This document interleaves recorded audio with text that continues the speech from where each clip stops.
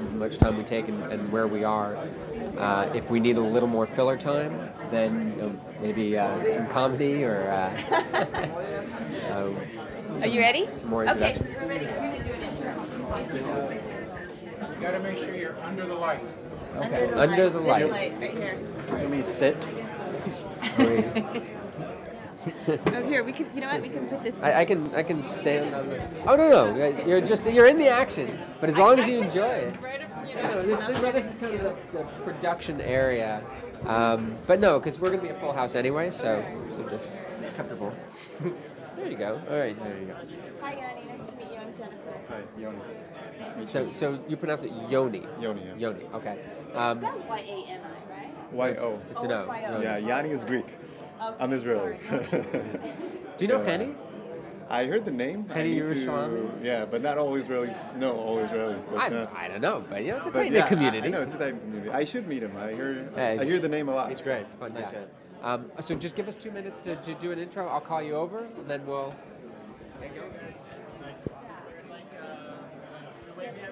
And we're live. We're here. All right. If you are out there in cyberspace, this is kind of weird. You're sort of far away, and I can't really hear myself, so I don't know how I sound to you. But we're gonna pray that it sounds good. I'm getting the thumbs up. My name is David Carlos. I'm going to be your host tonight, along with my partners in crime. We have Dan Allen. And do you prefer Jen or Jennifer? Either way. Okay, I'm going to go with Jennifer Takaki. See, with Japanese, it's always easy because it's phonetic. It's Takaki. As long as you get that kaki in there, it sounds right? Get the kaki. And I didn't say that on television. I really didn't. So if you're out there in cyberspace, this is Ultralight Startups. You're in the right place. Welcome. We've got a great show tonight. Graham's got a whole wonderful event lined up. But as is usually the case, it takes a little bit of time to get things started. So in the meantime, we'd like to introduce you to a couple of people, ourselves obviously, but also there's a guy who is very important. He's a bigwig in this world. He's actually the president of the EEX, what is it? It's a student... Entrepreneurial Exchange. It's the Student Entrepreneurial Exchange, and here at NYU Stern, they're apparently a big, successful student organization. I'll bring Yoni in, and he'll tell us a little bit about it. So hang on one sec while I grab him. Yoni, we're ready for you. All right. All right. So they'll be back. I've got plenty of fun things for them to do. All right. Hold on. Let's take a quick step back here. All right. How do we look? Where's my stepladder? All right. So this is Yoni. Yoni, what is your full name? Yoni Argaman. Argaman. Okay, it's not Greek, it's Israeli. Yeah. So not Yoni, but Yoni. Very important. Okay. So Yoni, tell us a little bit about it's EEX. Yes. Tell us about the organization and just fill us in. Okay, first of all, we're very happy to have you guys here. I'm co-president of EEX, which is Stern's Entrepreneurship and Venture Capital Club. And one of our goals this year is to be a prominent member in the New York entrepreneurial ecosystem. And this is why we're reaching out to all the members, the other members of the ecosystem, and this is why we're having you here. Now, how did this club get started? What's the origin? Are you the founder, or you're just the you love the club so much now you're the president? Yeah, so basically I'm an entrepreneur, and I started Stern, the MBA program here at Stern about a year ago. I'm a second year, and I was a very active VP at the club last year. The club was actually founded 6 to 7 years ago, something like that, and we became, I think, from the fifth. 6 to 7 years ago, or 67 years ago? No, 6 to 7 years ago. Unlike other clubs here at Stern that are much more, they're older than we are. But I'm happy to say that right now we're probably the largest club at Stern, even bigger than the Finance Club, which was traditionally the largest club at Stern. So we're happy about that, and we're trying to accommodate our members with events like that. So now you've heard of Ultralight Startups, you got involved. What was the impetus for bringing the organization here on board? Was it something you knew about, or something new that you got excited when you heard about it? Tell me how we ended up here. Yeah, so first of all, in general, I'm an entrepreneur, and I love fellow entrepreneurs, and anything that I can do or we can do as a club to promote entrepreneurship in New York, we're willing to do and we're looking to do. And then, we met Graham, Pauline, which is the other co-president. We met Graham, and, he was just so enthusiastic and charismatic. We said, we got to do something together, and here we are. It's excellent. I love how our production space is so like just in the middle of everything. See, we're in the trenches, people. We're here for you. There's no there's no illusion of high production value. We're just doing it to get you the content, keep you informed, keep you entertained.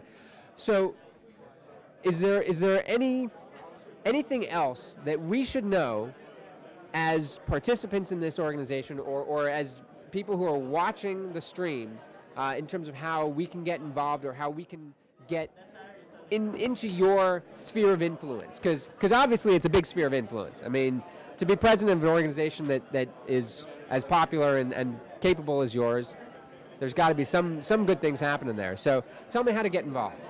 So first of all, we welcome everybody to come to our events. We have a lot of events this year. Go to our website in EEX at Stern. You'll find it. We have a lot of events, different kind of events. It's EEX EEX at Stern. You know what? I don't remember the exact URL, but you can find it. You can find it. Yeah, you can Google it. Yeah, bad job on my part. But yeah, we have a lot of events, and we're looking for people to come to our events here on campus. We have great speakers. We have great workshops. We have an event called Stern Innovates, which is actually a demo night for Stern and NYU grad students to come and present their startups. We have a consulting program, which is basically teams up 3 to 4 MBA students with a startup, doing a project for that startup. It can be a marketing project. It can be, just writing the business plan. If you're a startup and you're looking to do something like that, definitely contact us. We'll appreciate that. And yeah, we're just trying to contribute. Free slave labor. I can't thank you enough. No, really, it's amazing what interns and people who are just getting into the job market, they bring so much value, and people often think, oh, well, you just bring them in, they get coffee. That's not at all. I've actually had some experience, and it's been fabulous. So I'm glad that you're doing that. Yoni, thank you so much for coming on. Thanks for having us here tonight, and we'll continue our adventures here and maybe hear from you again later. All right, thanks a lot.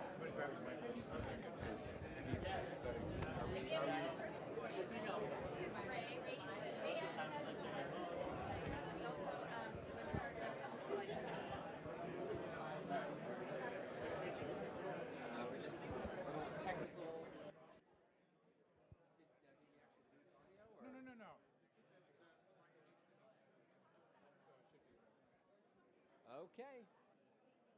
What do we need? We'll use this light? Does this still... All right, even come up.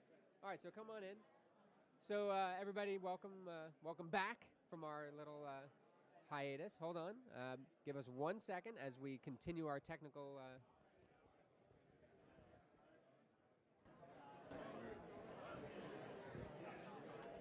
Check 1 2 check. Check 1 2 check 1 2. Sorry. All right, check 1 2 1 2. Can you hear me? Do I need to rap? Am I rap? Okay, no, I don't need. I was about to rap. It was scary. It didn't happen. Thank God. Everybody, welcome back after our little technical foibles. We appreciate your hanging in with us. But I've got Ray here with me. Ray was brought over by Jen. She insisted that I talk to him because he's got so much to offer. I don't know exactly what it is, but I'm going to let you tell me. Tell me who you are and why you're here. My name is Ray Bernez, the founder and CEO of Socialibrium. We provide simplified automated relationship management tools. But I think the reason that Graham had introduced me to Jennifer and suggested I come over and talk to you is I've been involved with helping run ultralight startups, as well as being one of the startups that pitches here. Graham and I worked together at a former company. We bumped into each other when he was founding ultralight startups. I think there'd only been a couple meetups. And at that point, I was living in London. So I thought it was a great idea. I was bootstrapping my own business. I said, can I start a chapter in London? Hey, we're going international with this baby. Exactly. We started right away. I mean, in its infancy, ultralight startups already had high aspirations. So, we started a small group in London, kind of associated with the London Business School. I had some friends who were doing an MBA there, and so we got in with our entrepreneurship program. And kind of, the London tech scene is probably similar to how New York was maybe like a decade ago, right? It was much smaller, not as established. Is there like a Silicon Alley or Silicon Valley or something like that in London? It was called, I think, the Silicon Roundabout, which is a circle in one of the neighborhoods of London that is, kind of where a lot of the technology startups are. And do they have different entrepreneurial lingo? I watch a lot of Top Gear. So a tractor trailer truck here, we'd call it an 18-wheeler. They call it a lorry, right? Is there anything like that in the entrepreneurial world? Not really. I mean, not as much as in other industries, but. Yeah, it was a good crowd. It was a little more intimate than what we have here, but I helped run it for about 9-10 months, and then I moved back here and have been helping Graham run, and organize some of the aspects of the New York chapter. And are they still running events out there? It's not monthly, so I think we've had a couple quarterly events, and one of the co-organizer finished his MBA program and was moving into a full-time gig, so that kind of hindered us as well.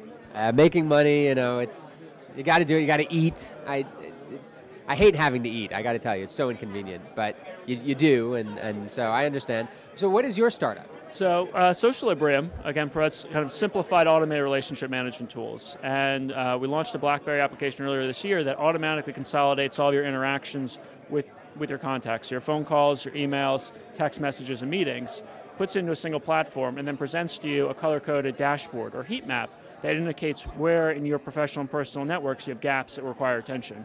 So it's being used by professional services folks like wealth managers or lawyers, but also by salespeople as a supplement to their existing CRM system. And does this come from the world of social media, or it seems like maybe it's more of something like what you would get out of a LinkedIn or It's similar, right? It pulls together all those aspects, right? So all the ways you talk to people. But whereas LinkedIn and some of those other tools show you who you're connected with and who you're talking to, this does the exact opposite. It shows you where there are gaps and who you should be talking to. So where you have, say, cold leads that need to be kind of warmed up again, or where you haven't spoken to someone in 6 months and you need to reach out. A friend of mine joked, when I came up with the idea, he said, you should call it callyourmom.com. Right, and that's kind of the idea is, it's been, and how many times do you bump into someone, you're like, oh, how long's it been? It's been too long, we need to catch up.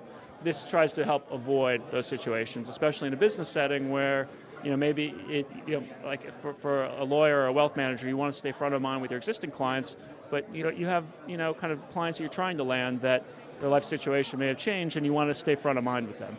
So, and those are people who don't use CRM systems because they're not salespeople, so. And what is your URL? It's www.socialibrium, socialibrium.com, or you can just go to scalesw.com, which Scale is the name of our BlackBerry application. Great, wonderful. Thank you so much for coming and sharing, telling us a little bit about Ultralight, and please continue the good work. Thank you. Okay, All right. We have our next guest that's going to come up with Dan, but in the meantime, I want to give that to you. That's from... Yes. Okay. So Yoni gave us the actual URL. And it's so important. I got to tell you that you get these spelled out because I'll give you a funny example in just a second. But this is stern-eex.com. So stern-eex.com. Now here's why that dash is so important.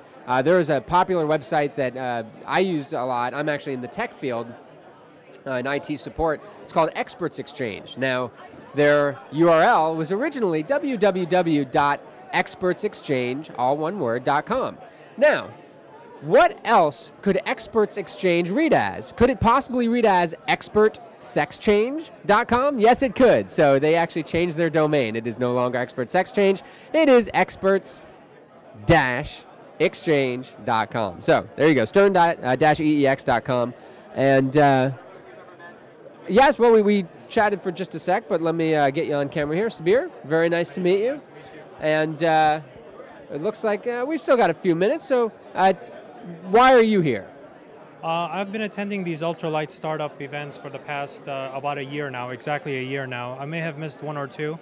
I mean, every time Graham throws these events, I mean, they're very productive, very informational, and more importantly, you get to network with a lot of people, you know, and get to meet a lot of great people.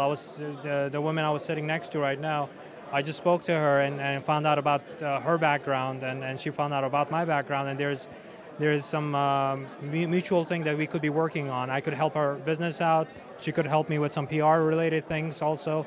So that's the essence of these kind of events. Other places you go to, conferences, all you get is just the, you know, people talking towards you, and you really don't get any kind of interaction. And then the event, you know, ends, and that's it. You know, here what you do is there's a whole like about a half hour to 40 minutes dedicated during the event to networking.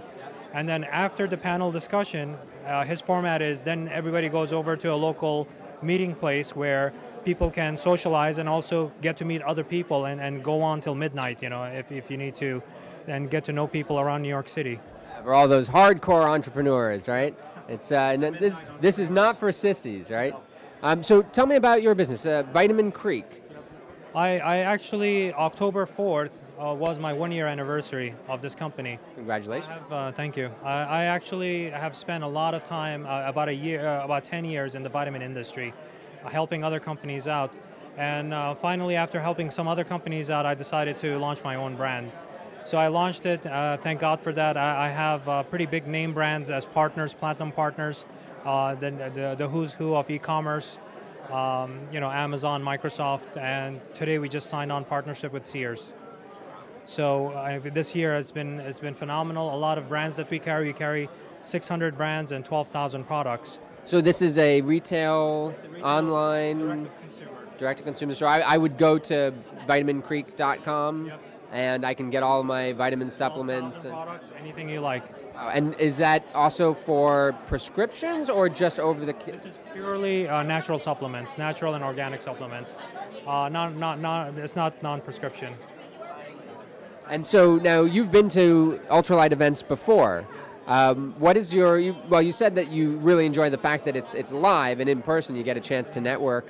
What have been some of the best things that you've seen here, like the either other pitches or other things that have been brought to you, other panels that you've experienced? How have those helped you?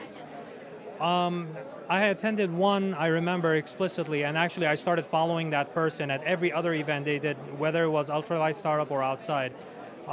There's a gentleman named Brian Cohen. He's part of New York Angels. You know, he's very local in New York City. He speaks very well, a lot from experience. He has helped tremendous number of people out. So I met him here at Ultralight Startup, and after that, if he spoke at Pace University, I was there. If he spoke at other events and any other events, I was actually definitely there too. So you became a groupie. It's okay. We are all groupies of somebody. Very intelligent guy, you know. Another one, I would say that there was a founder of a company called Index Tools, the web analytics company, and the company was bought out by Yahoo to come up with their Yahoo Web Analytics. He spoke at one of these events, and I got to know him. Very analytical guy, very smart guy, and I've been tweeting with him and contacting him with things. And Yahoo Web Analytics was closed out to public. He actually got me into Yahoo Web Analytics because of that, because of this connection here. A lot of things like that. I mean, you were actually announcing the EEX program. I got to know about the EEX program from here, and I got NYU students to actually help me out with writing out a marketing plan for my company. And it happened last semester, actually. That's and fabulous. They did a fabulous job. I was very happy with the outcome of their effort. And what do you see as the next step for you? The next step is to continue growing the company and get it to a certain point that I can get other partners involved, and I can start hiring people in my organization. Right now, all my efforts are outsourced, and I'm managing and directing their efforts, their daily tasks. The other thing I would like to do is hopefully get the right capital partners to come in and invest in the company, because I can take it and actually turn it into an ROI. So you're ready to bring in the big money and Hopefully, yeah. go big or go home. That's my motto. Well, Sabir, thank you so much for coming and talking to us. It's All right. pleasure, Thank you very pleasure much. to meet you. Okay. Pleasure. All right. How are we doing? Rebecca coming in. Oh, Tech at NYU. excellent. Rebecca, how do you do? Very nice to meet you. Nice to meet you. So it's Becca or Rebecca? Rebecca. So tell me what. Oh, we're coming to look. Got to get into the light. Got to bask in the glow of the fluorescence. It definitely. Yep, we're good. Oh, yeah. If you can, yeah, excellent. Sorry, we're in the trenches Not a here. problem, We're having fun. not a problem. So tell me about who you are Okay. and why you're here. So I'm a senior at NYU undergrad, computer science and economics major, but generally interested in entrepreneurship, startups. I currently work at Hard Candy Shell, a user experience and strategy group. But why I'm here right now is because this event we're co-sponsoring as part of NYU Startup Week.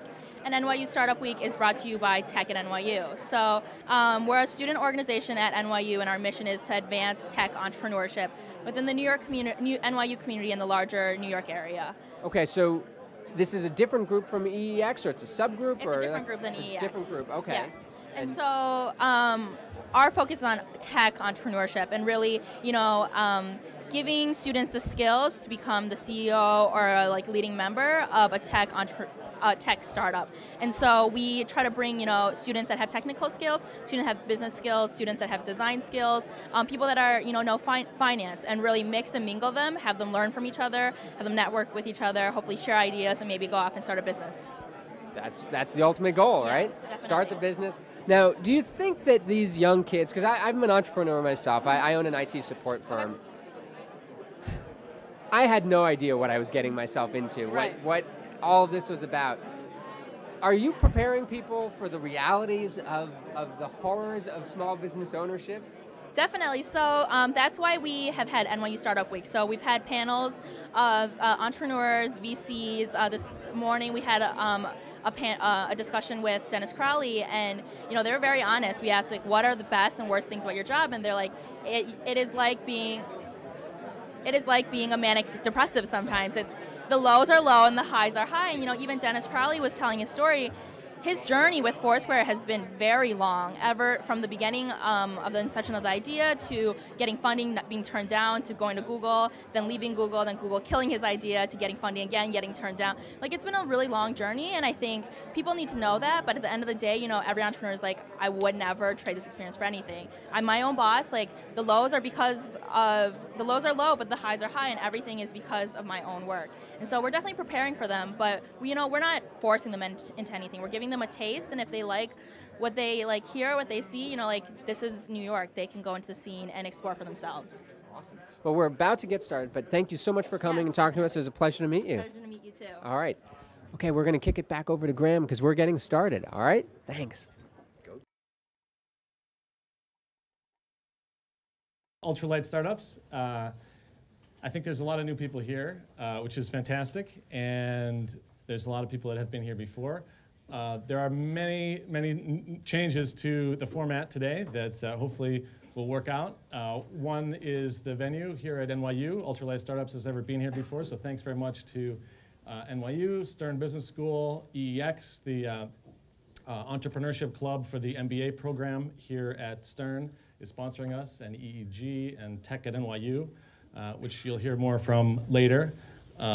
Also, we are live streaming, I should probably mute this, the video of this event to the internet and to a variety of locations, including Ultralight Startups Boston, which is sort of a simulcast. People are gathered in a room in Boston watching us here, and they're going to be interacting both on chat and sending questions in. There's moderators there, so we will see how that all works out, and they'll be interacting with the panelists and the pitchers. That's in essence the new content for today's show. We're going to be hearing about bootstrapping to millions of dollars in profit from 4 excellent panelists, which will come on at about 8 p.m. So I'll show you the agenda.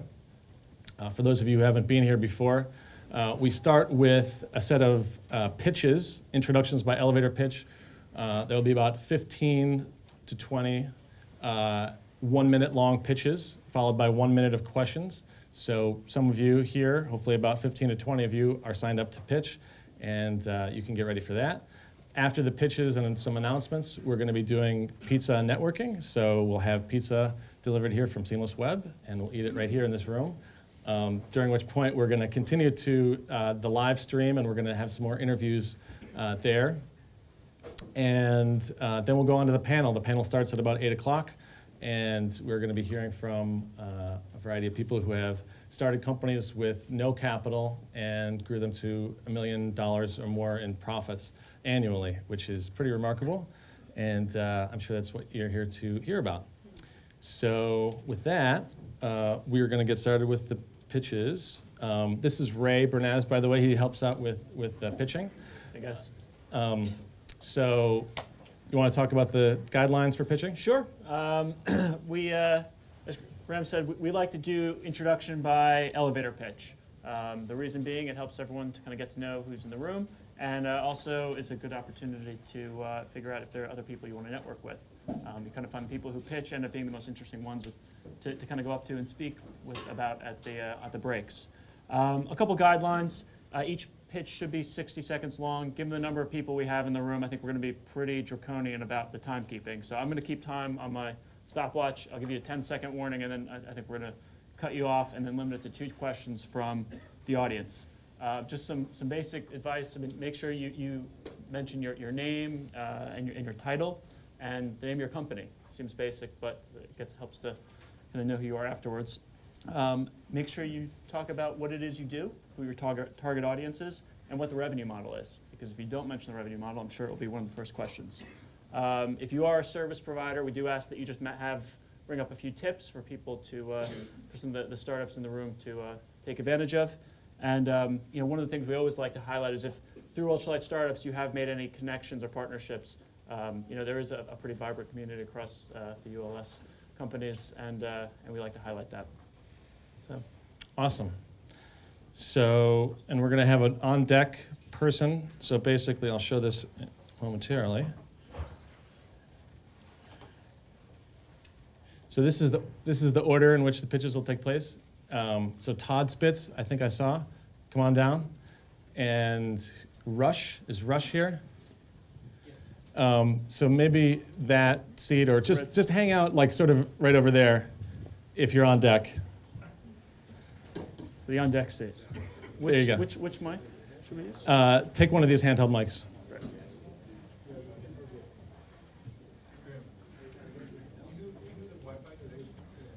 that working?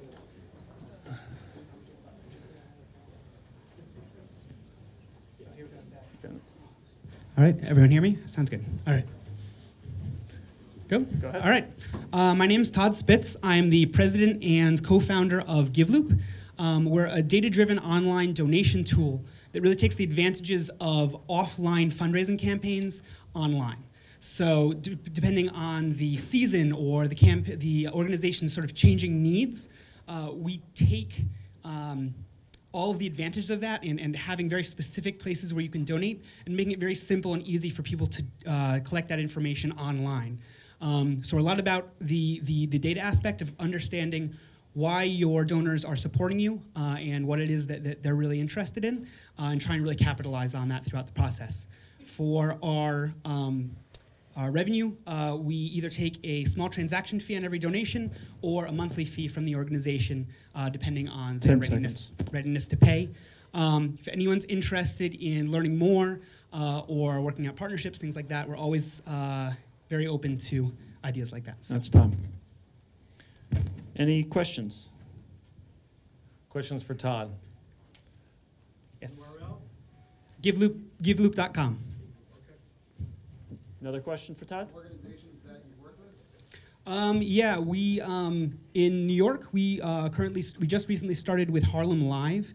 They're a Harlem-based nonprofit working with sort of teaching high-tech journalism to Harlem youth.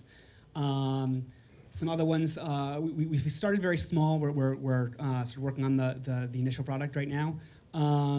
We're not just for nonprofits though. We have also worked for, we've worked with bloggers, a few politicians in Pennsylvania, and a few software developers as well. So.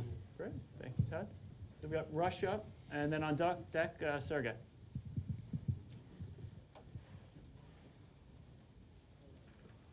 Good evening, everyone. Hi, my name is Rush Doshi. I am the co-founder of Superglued.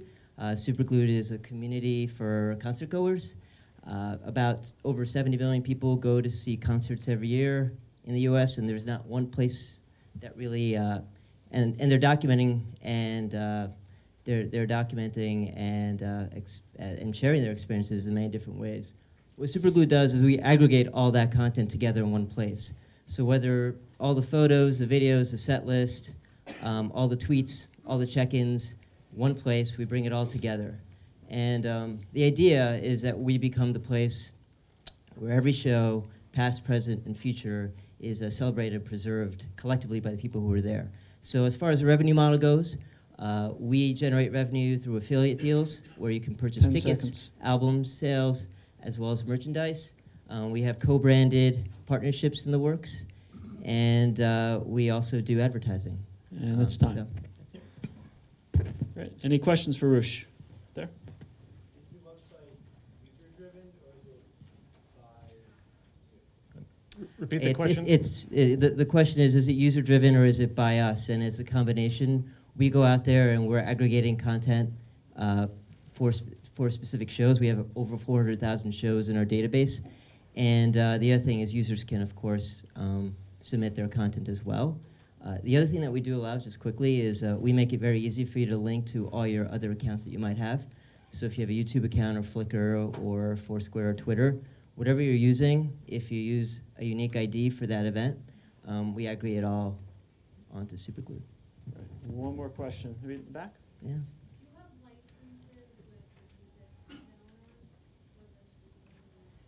Well, all the content is user-generated, so it is, we're just basically using the licensing that is provided by the laws there for user-generated content. Great. Thank you, Rush. So we've got Sergey up next, and who's on deck? On deck we have Aaron Hoven. Yes. Hi, my name is Sergey, and I'm a performance geek. So if your site is slow, and I'm positive it is, I can help you speed it up. And if you don't trust me with that, there are other people to tell you that I'm not lying. So basically, you're losing your customers right now if it's slow, and your competitors who are faster do not.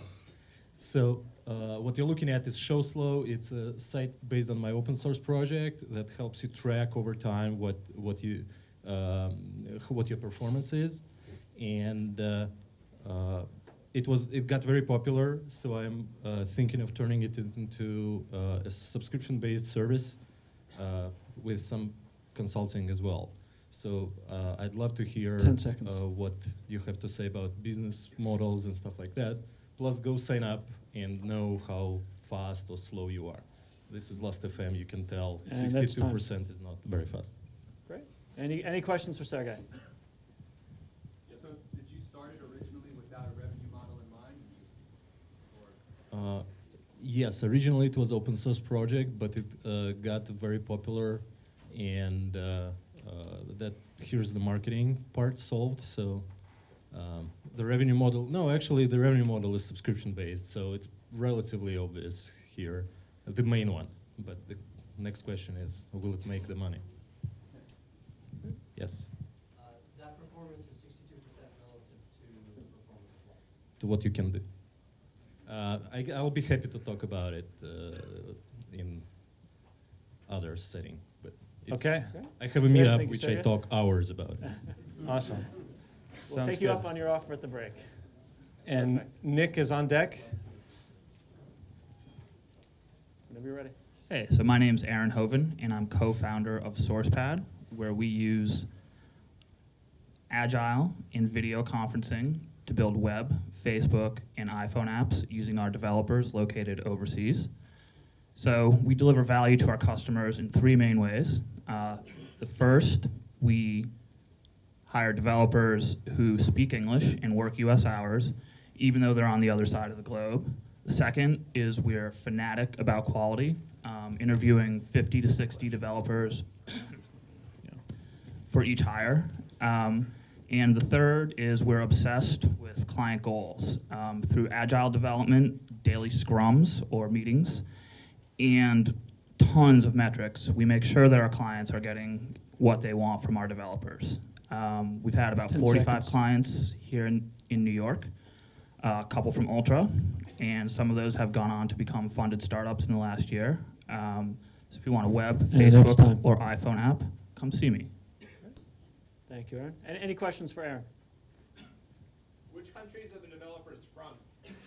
That would be the Philippines. All the developers are in the Philippines.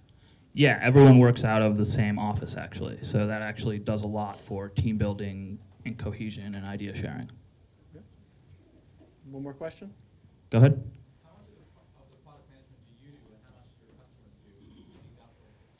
That's a pretty good question. We have a good chunk of project management done by our team, but that's challenging to have the project manager and the client not in the same place. So we have a lot of daily communication to sort of get over that. But I would say we have clients with CTOs and teams of developers. They do a lot. We have other clients who don't have any technical ability, and we do all the project management. Aaron, we got one question from Boston, which is, do you do development on Android? Yes, we do. There you have it. Right. All right. Thank you, Question Aaron. answered. All right, we've got Nicholas up next, and on deck, Deborah. Deborah. No.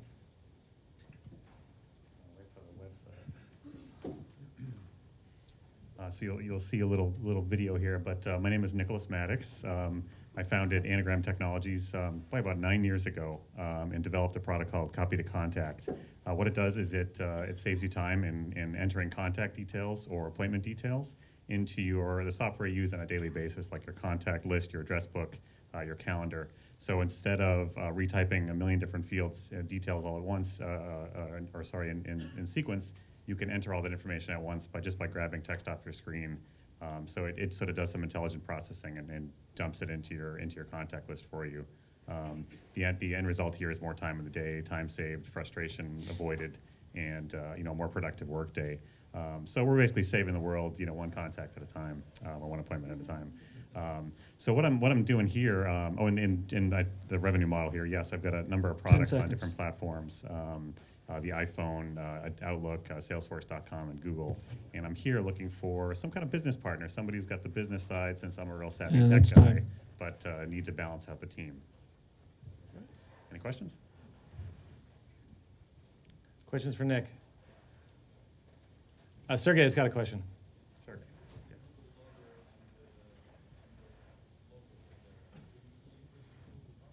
Yes, there is actually my most recent product is a product that works inside Google Apps and allows you to just grab a contact into Google Contacts or into Google Calendar. Awesome. Great. Thanks, Thank you, Nick. Nicholas. All right. So we get Deborah up, and on deck, James. James. Is James here? If not, then Laura Allen is on deck, who I know is here. Great. So Ribbon Mama, go ahead. What's today's deal? All right. Hi, everyone. I'm Deborah Leff. I am the founder of Suburban Mama. It is a deal-a-day website that is focused on, okay, it's really hard, but moms and suburbs. Essentially everything. Speak into the mic. Sorry. Everything that families buy, not always addressed by deal-a-day sites that are around, certainly not in the suburbs at all. We just launched on September 12th, was our first deal day, so this is my first time here. We actually have a revenue stream, yay. It's going really great. We're finding that people like deals, which we already know, but bringing them to places where people don't have access to them is going really, really well. And we are hiring specifically on the acquisition side. So if you have any experience growing membership lists, please come talk to me. Great. Under time. Well done. Sounds great. Any questions for Deborah? Questions for Deborah? There's one. How do you acquire vendors? We're repeating the question here. Yeah, no problem. We have a sales force of 3 people that go out and knock on doors, email, phone, typical sales generation tactics. We are employing a kind of part-time local mom workforce that's working out really well for us. So we're trying to take advantage of people in the community so that they not only go out and help find the deals, but they promote them like hell amongst their friends and relatives, which is really good. Right. Yeah. One more question. What cities are you in? Yeah, so we initially launched in Bergen County, which is it's a very urban suburb, very close to Manhattan. That's the business model, is to stick to suburbs in close proximity to to urban areas. As soon as we figure out the rest of the model, it's one thing to do it on paper; it's something else entirely to bring it to life. So we have, we probably need another month to 2 to really say, okay, now we're ready to rock and roll, and then we'll continue to branch out in other suburbs in and around New York City. We've already got some people identified in Florida to bring it near Miami, and we'll look for people outside of Washington, D.C. and the Virginia area, and take it from there. Thank you, Deborah. So we got Laura up next, I guess? Yep, Laura's next, and Ray Bernez All right. is after that. Now I'm on deck. Well done.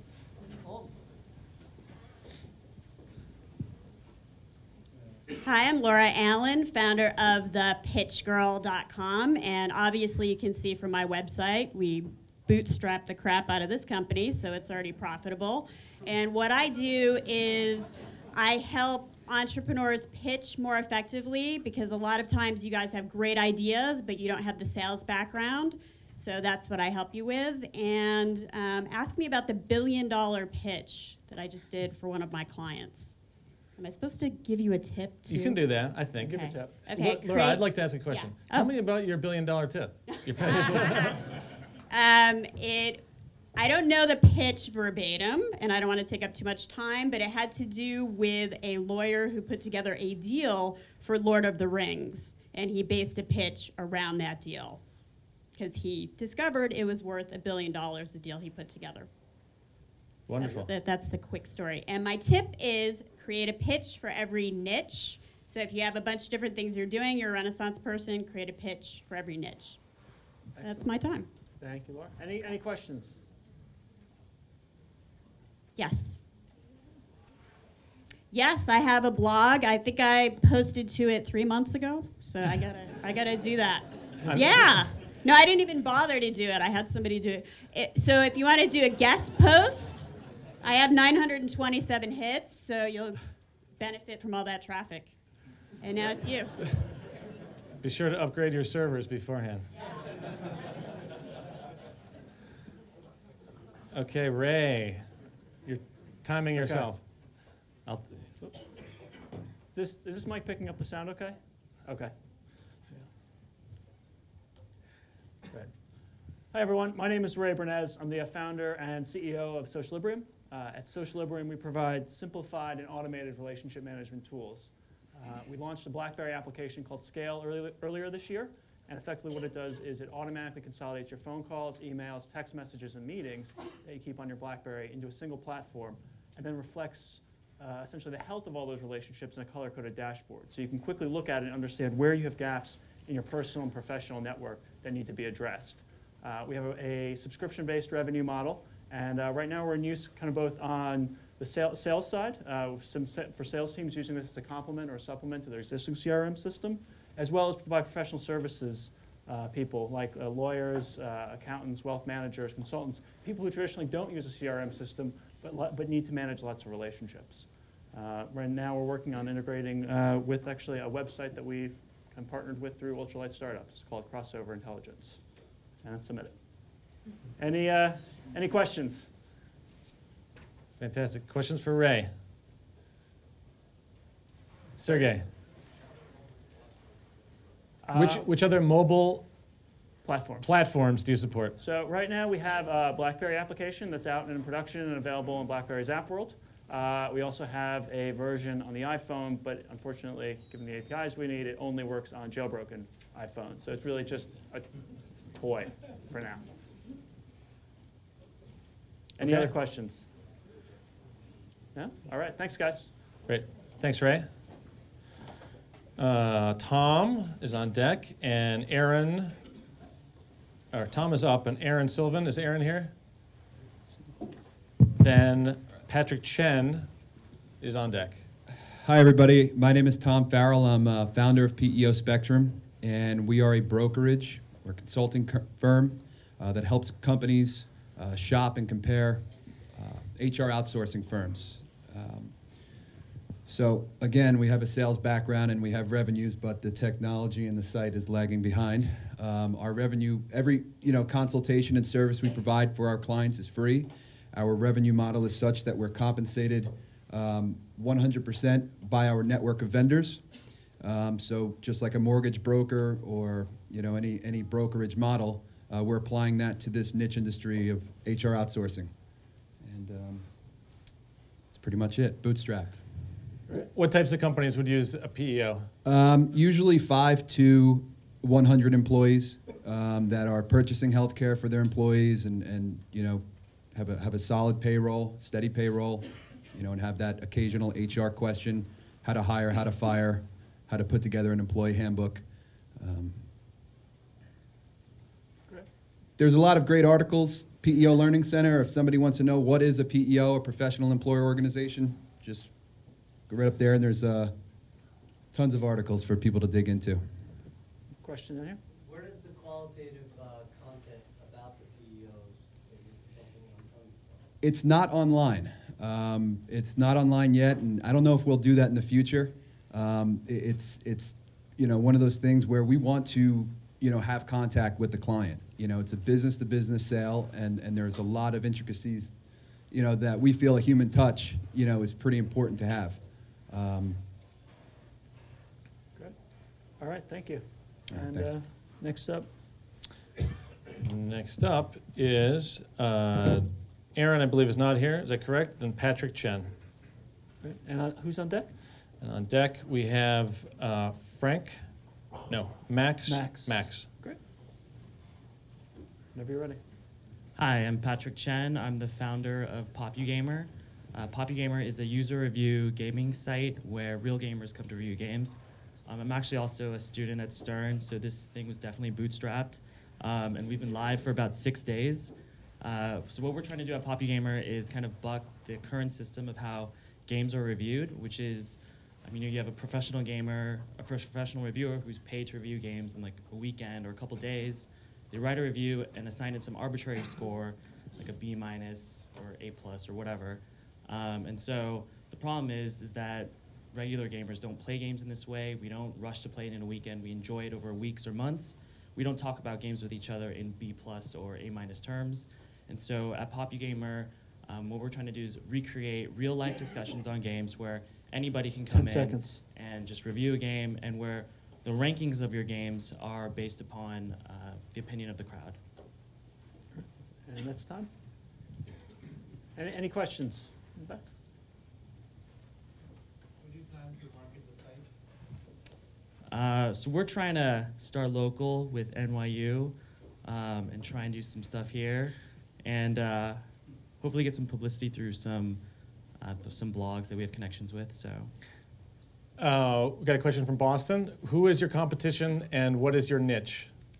So our competition, there's a lot of competition, I think, especially like a lot of the bigger media sites like IGN and the traditional gaming sites like Game Informer, Big Download, 1UP, all these sites. But our niche is that we're 100% focused on user reviews. And so we're basically trying to democratize game reviews. Great. Thank you. And on to Max, I guess, right? Thanks, Patrick. Max is up, and Frank Denbo is Frank here? Okay. So we'll go for Max.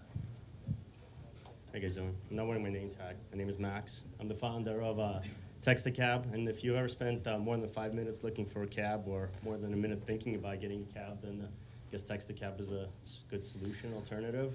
We work with individual and corporate users to facilitate enhanced... Speak into right into the mic.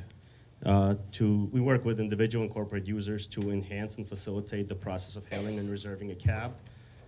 We work with a network of local car operators, and we make money through them actually. So for you as a user, it's free. We charge them a nominal fee for every request confirmed. What else? We work via SMS, phone, web, and implementing IM, Twitter, and email, a plethora of other communication protocols that are out there now. 10 seconds. Great. Even better. Any questions for Max? Every state legislation is different. So in New York City, you can't use yellow cabs. You can't call and reserve a cab. You can only hail them on the street. So in New York, it's only black cars. But everywhere outside of that, it can be a yellow cab. They are, actually. Which cities are you in? So right now, we're in New York and Wilmington, Delaware. And we are negotiating with an operator in Boston and Los Angeles. Okay, great. Very good. What is the cab request process? How do you go about requesting a cab? So if you're doing it via SMS, all you do is you send us your request information, meaning you send us your pickup location and where you're going, what time, how many people, as much information or as little as you need to make a reservation. Then you'll get responses back also via SMS to let you know what the transportation operators are available in the area, how much they think they'll charge, and when they'll arrive. Once you pick one, you'll be contacted directly by that operator when they arrive. All right. Thank you, Max. Wonderful. Great. I think we should limit the questions to just Okay. 2. So, sorry. Thanks. Frank, non-Frank is up. I'm not Frank Denbo, and I'm not the founder of SingSend.com. I met Frank a couple weeks ago, and I saw his name here, and I texted him, and he said, I'm on a bus in New Jersey, so I figured I'd hop up and explain to you all what SingSend is. Basically, you call a phone number on the website, choose a song. It plays the background of the song like you're at karaoke. You sing over the song, it records it, and then you can send it to your friend. I don't know how I'm going to do answering questions because I don't know a whole lot more than that. But the live demo is on the video. That's a video from New York Startup Weekend. So it's a 5-minute video, so you might want to watch it at a different time. Great. Any other questions for Let's SingSend? How much reverb do you apply? I had no idea. Cool. All right. Thanks for filling in. All right. Who do we have next? We have Bilal and on deck, Jeremy. Jeremy is on deck. Hi, my name is Bilal Dinch. I'm co-founder of Pay My Rent. Did you know that up to 38% of our net income goes towards rent each month? That makes it pretty much the biggest expense that we all have. And if you've ever thought to yourself, how come I get reward points for the infrequent or the cheap things I pay for, like gas or airline tickets, but not for the rent I pay month to month, then that's what this product is intended for. Our services for a small transaction fee allow the tenant to pay their rent online using their credit card while also taking advantage of other great features like bulletin boards, event calendars, and maintenance request tracking, and other things. This helps bring the community together a little bit better, as well as hopefully increases the tenant retention rate and reduces the operating cost that rental property managers have to deal with by trying to fill vacant units each month. So that's pretty much it. Great. Question? Who pays the fee, the tenant or the landlord? There's a couple different pricing models. Depending on how many tenants are actually signed up at the property, we try to shift as much of it as possible to the property management. But you know, if the property is not already signed up, then we try to work something out, you know, through the tenant themselves. One more question. It depends on contract terms and how, you know, long of a contract the property is willing to take a gamble on. But for larger complexes like the Avalons people might, you know of, they come down to about 1 to 1.2% of what their rent on average is. Great. Great. Thank you, Bilal. Cool. Thank you. Up next, Jeremy.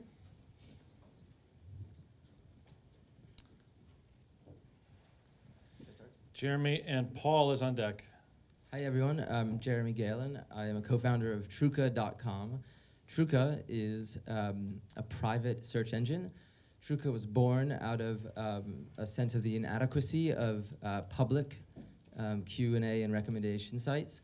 So if you've ever spent time reviewing Yelp or TripAdvisor or City Search results, you might, actually, could you not click around? Thanks. The answers you find are often extreme, motivated by the opinions of people who love or hate something instead of a trusted answerer. So Truca invites you to involve your friends, the people you trust, in the search process by helping you to find trusted answerers. So when you join Truca, you identify people you trust, and they identify answers, and then you have a really efficient way of evaluating the answers they offer you. Business model is gifting. Thank you. That's time. Any questions for Jeremy? It sounds a lot like Quora. Quora is still public, and if anyone has been on Quora recently, it's a challenge to find really valuable information because it's crowded by people who like to shout. Sergey, question? I'm sorry, I can't hear you. Because when you join Truca, you get to transfer efficiently to many people at once, and the people who answer don't have to bother the intermediary person. Plus, it's completely private, so the person who transfers doesn't see the answer's response. Again, what's your differentiator from Aardvark? Aardvark is algorithmic and incredibly automated by machine learning, and it's not personal. This is a personal touch, so you're involving your friends, turning them into concierge, essentially. Great. Thank you, Jeremy. Thank you. We're looking for angel money. Perfect. And up next, who's on deck? Paul. And then John Murch is on deck from that. So there's John. Is Paul here? Is Paul here? Twice? So then all right, so we'll go to John and David Tunstall. David is not here either. Okay. We got Max. And then we have Max. So we'll go John Murch and then Max. Max on deck? John? Okay. Yep. Hi everyone, I'm John Murch. I'm the co-founder of UBlanket, a bootstrap startup. Basically, how many of us have high school t-shirts that we cherish, maybe college shirts or some from music events? We allow you to take those shirts and make a beautiful blanket out of them, completely online. So basically, you get to go online, order them. They start at $129. And then, yes, it's pretty funny.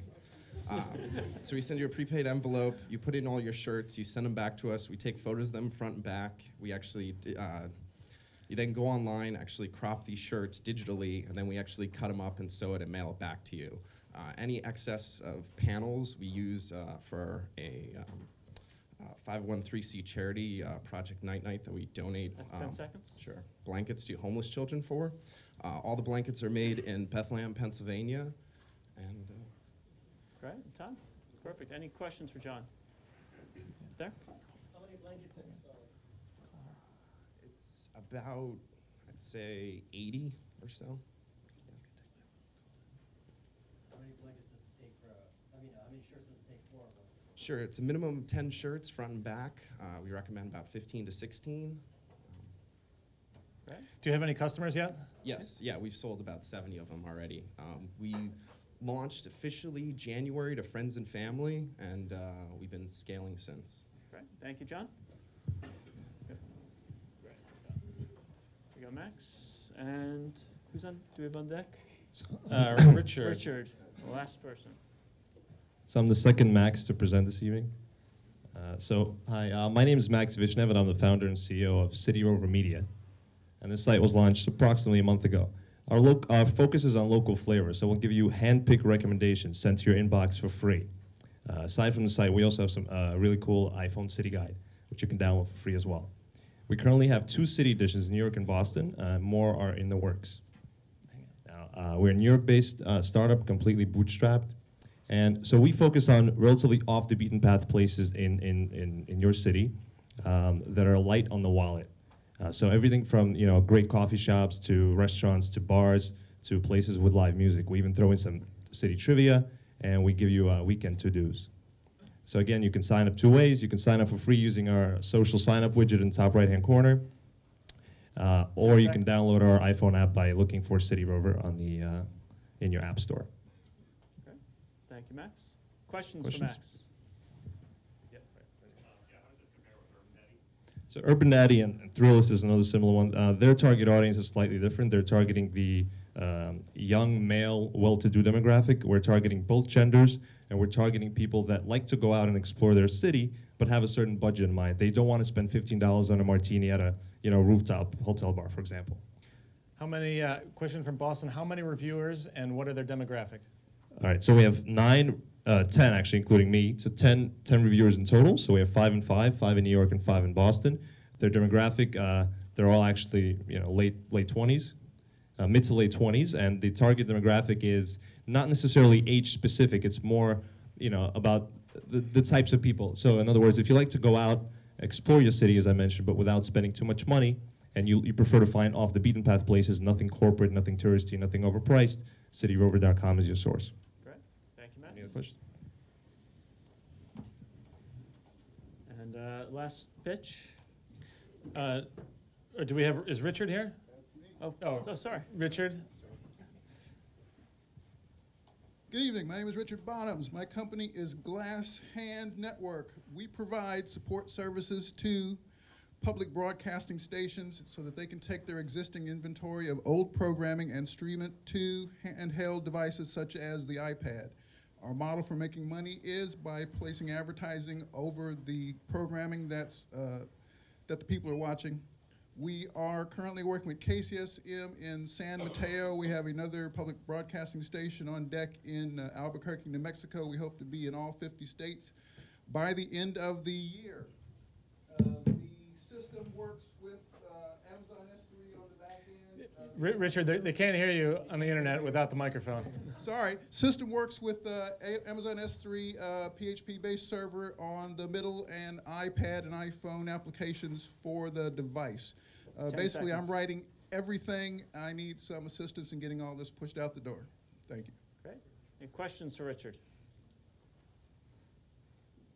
Thank you. Great. Thank you, Richard.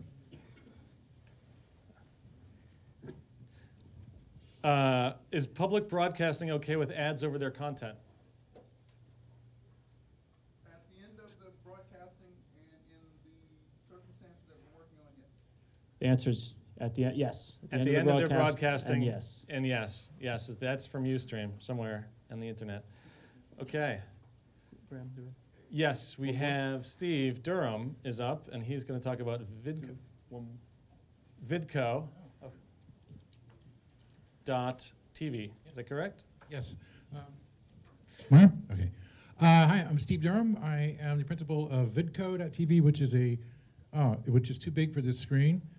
And I've been doing audio and video support for Graham for almost a year now. No, it'll be a year in December. I'm just starting to codify this into a service, and especially doing live streaming for Ustream, which we're doing right now. I'm actually providing the stream to Ustream right now.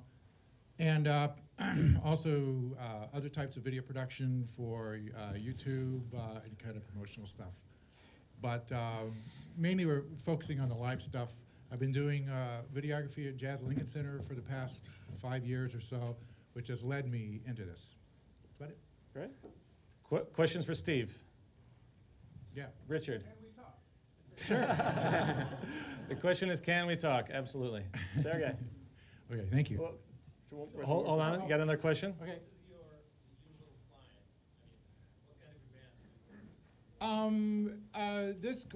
Jazz at Lincoln Center, I do their workshops and classes. In other words, I don't do a lot of the performance stuff.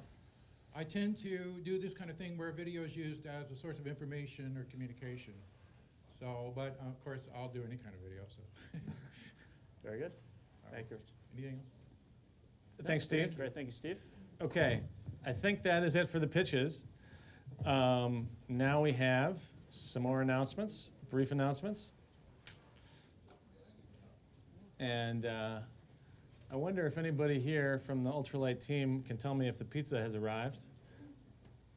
Dennis, can you put, no sign of pizza. Okay. Well then, we have some sponsors. Dwayne Morris, Ben is here from Dwayne Morris. Is James possibly here from Microsoft? Or Rich from Seamless Web? Rich is here. Okay, Rich, why don't you come on down?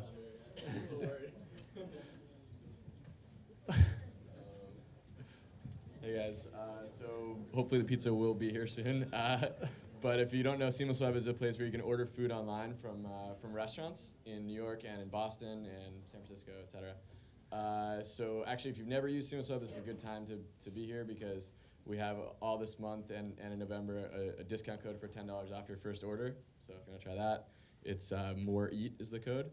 And also for everyone who has used the site, in the week of October 18th, that whole week, we'll have a truck going around New York handing out fortune cookies with prizes in them, including free lunch for a year for someone. So stop by, and then we'll also be at the Brooklyn Flea Market at the end of that week. So if you have any other questions about the food, hopefully it'll be here in a second. So, thanks. Thanks, Rich. Sorry, the website is seamlessweb.com/moreeat if you want to see where things are. And Ben is here. Okay. From Dwayne Morris. Yeah, my name is Ben Haverstick. I'm a corporate attorney at Dwayne Morris. We're a sponsor of Ultralight and also represent them. I was an alumnus of the law school, which is not too far from here. So it was funny, actually. There was one pioneering corporate attorney who did a pitch, and he said, "We help companies go to heaven." And I thought, it was a little nondescriptive, but it was like possibly a short, nice elevator pitch. But our firm is 700 attorneys, full service. We have 24 offices in the U.S. and internationally. We have expert attorneys in almost every conceivable field and industry area. We're entrepreneurial too, like the investors and the startups that we represent. We do everything from helping with financing strategies to employment to corporate governance to access to public markets, from literally forming companies to the first round of financing through other rounds of financing, the whole way through to the exit strategy, which could be, a merger acquisition, could be, an IPO. We do all of it and have access to very good people in-house to help with, IP, patent, copyright, everything, trademark. We at Dwayne Morris New York and in the rest of the rather large network are happy to assist in any way we can. And thank Ultralight for setting up such a well-attended event. Awesome. I'll also mention that there's some pamphlets and marketing collateral that is available to you that you may have picked up on your way in. So you can find us. And Peter Rothberg, who is Ben's colleague over there, writes a column on the Ultralight Startups blog called Legal Q&A, very creatively. And you can send in your questions. Some people sent in questions when they signed up for this event. And also anytime you want on the Ultralight Startups website, and Peter will answer those for you. So now is the point where we ought to be breaking for pizza. Pizza's here, they're just setting up. Oh, how wonderful. So we have pizza here, and for those of you who are watching remotely in Boston or elsewhere, we have some more interviews coming up with David and Dan and Jennifer, so stay tuned for that right away. Otherwise, Malcolm, why don't we have Malcolm come up? Sorry, 15 seconds, Malcolm. This shows how lucky it is. If you can go to Google Ruby Newbie, please. Okay. Ruby Newbie is going to bootstrap to millions in the next 14 months, right before your eyes. We are doing this in unique ways by changing philanthropy, education, and ending the cycle of poverty. If you'd like to learn how we are going to bootstrap to millions in the next 14 months, we'd love to work with you and have you contribute. If you Google Ruby Newbie, our video is ranked first in the world currently for a grant from British Airways. We have 4 times the number of votes of any other competitor. Your vote will help. If you want to learn how to bootstrap within millions, go ahead and vote, and I talk about it. I have flyers for more information. Thank you. Malcolm, beautiful. Well done. And so we will be back for the panel at about 8 p.m. We're actually kind of on time. Well done. What's that? What do you mean? Yeah. Is that cool? Man.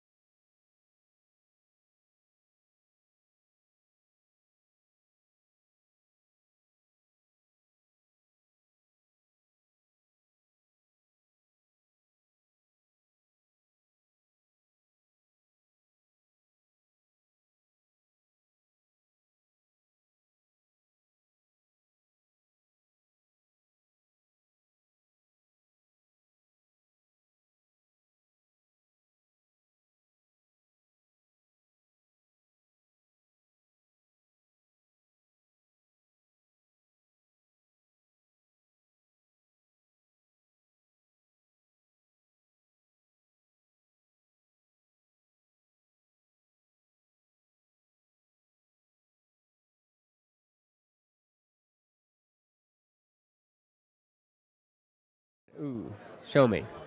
I gotta step over, step into the light, back, forth. I'm gonna dance. All right, and audio's good? Okay. We'll also have, well, we'll see. We'll see who we can find. Find some interesting people. I know, he's busy. He's doing stuff. I'm going to interview Laura. I'm going to start with Laura.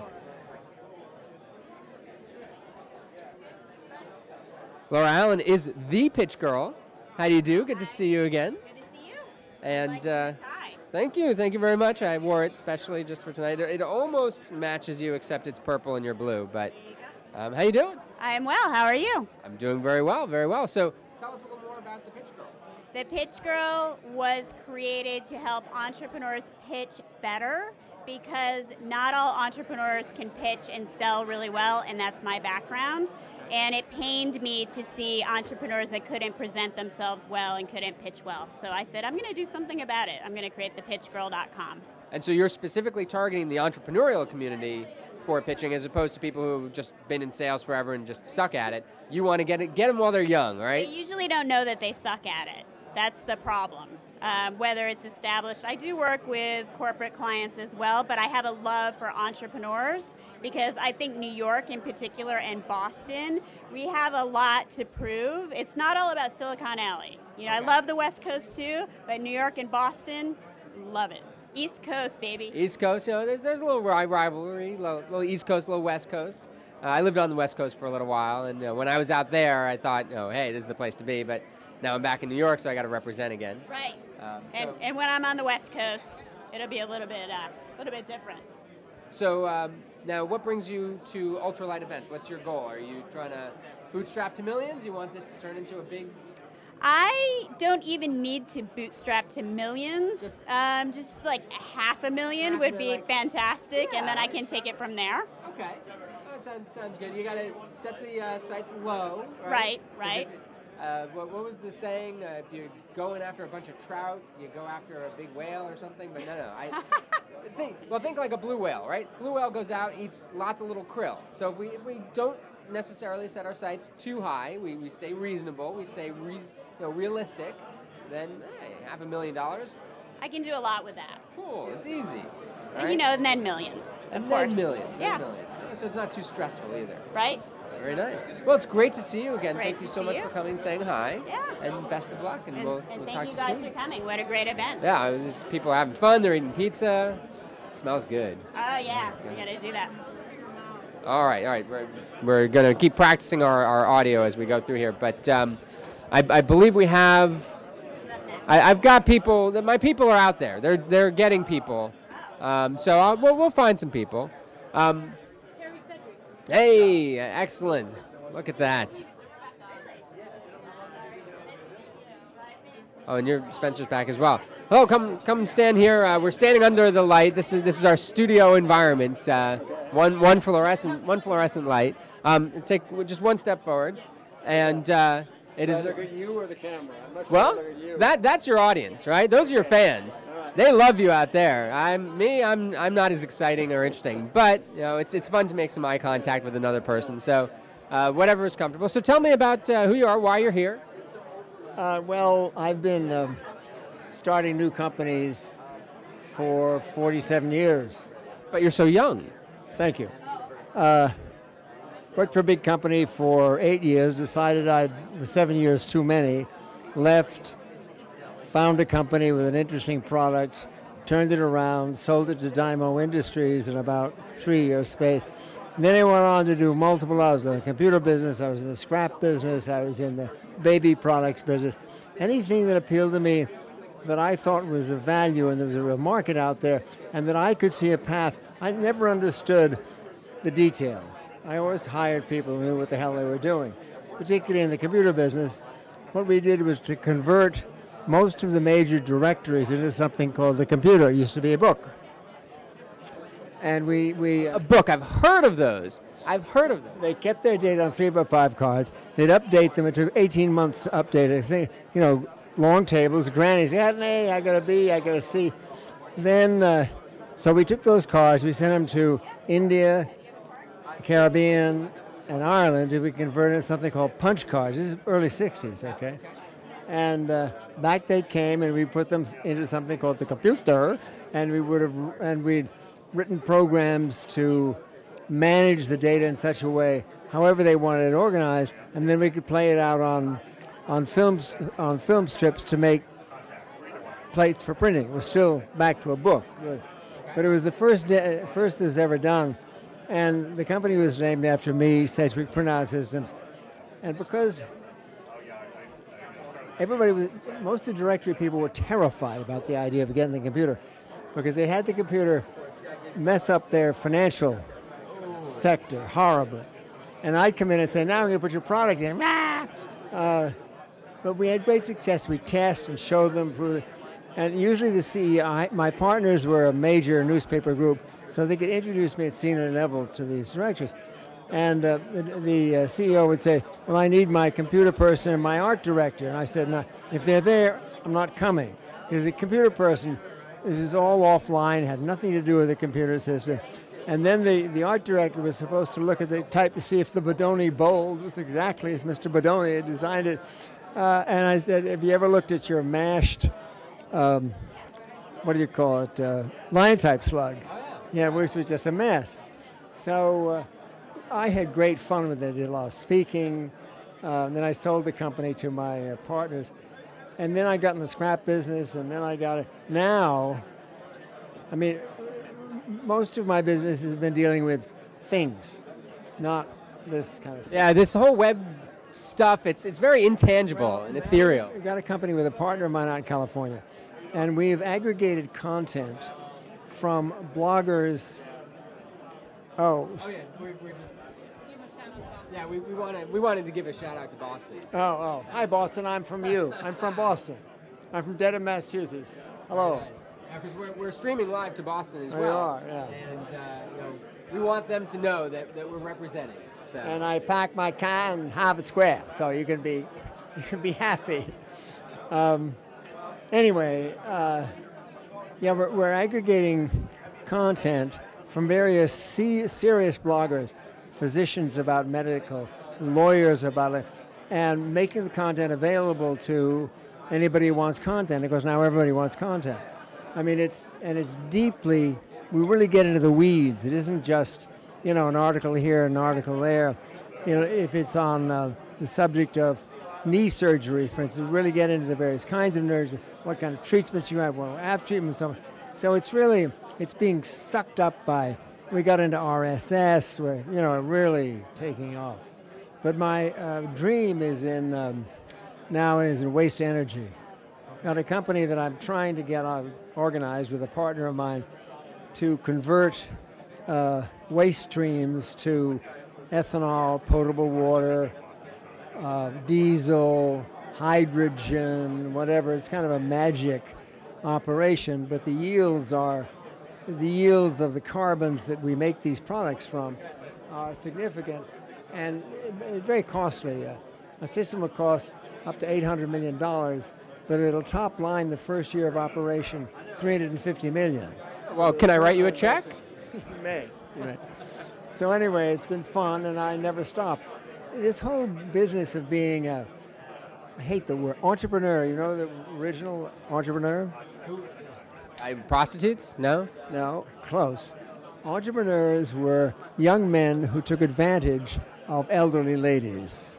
Entrepreneur, the French.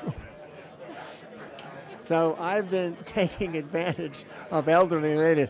It's the second oldest. Years I took advantage of younger ladies, but anyway, we'll talk about that later. It just gets in your blood, and you go from one to the other and the next, totally unconnected.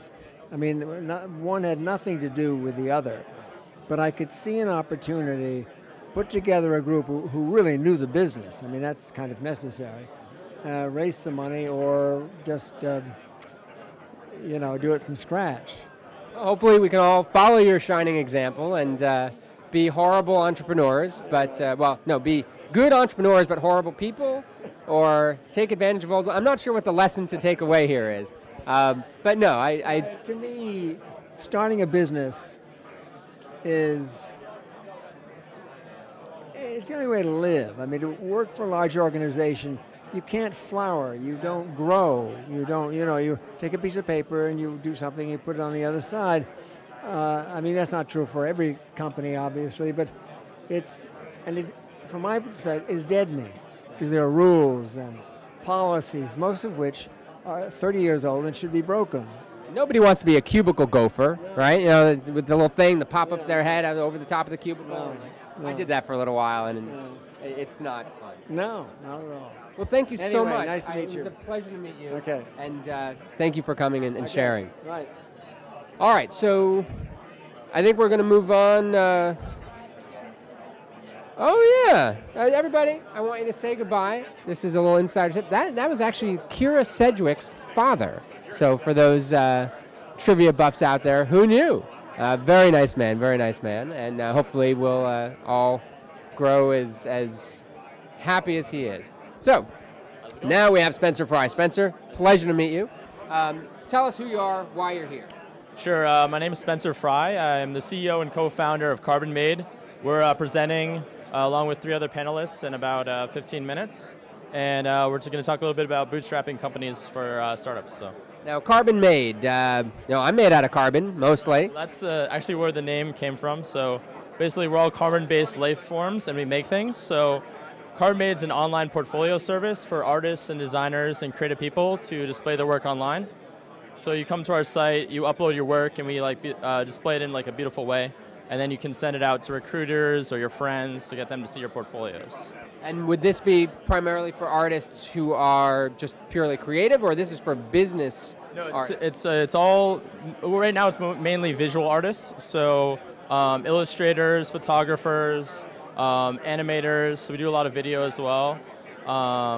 So all the visual arts right now. So we haven't done much with music or businesses or programmers or anything like that. We're all just around the visual arts. Got it.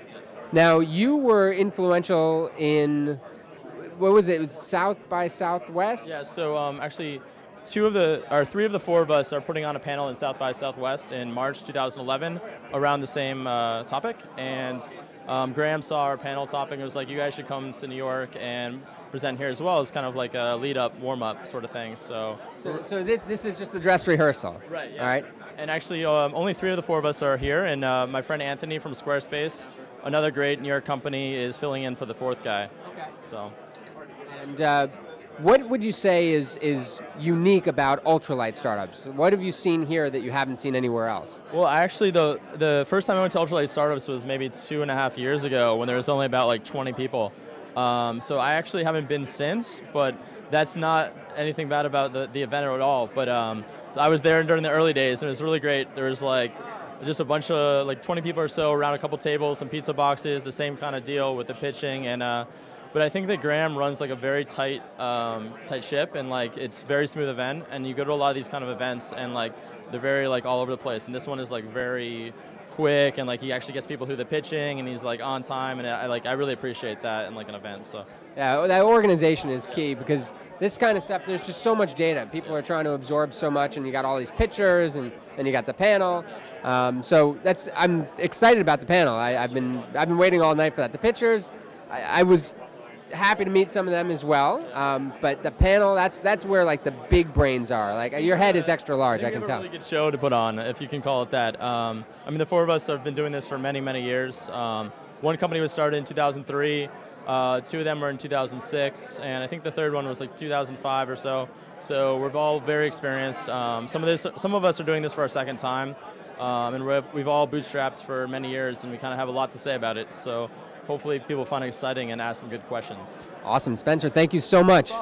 Thanks everyone for watching. So. That was Spencer Fry, big man on campus. I mean, he's a bootstrap like master. It's like Yoda. That's bootstrapping Yoda just walked past. So, all right, here we've got more people to talk to. All right, we'll start with Nicholas. Come on in.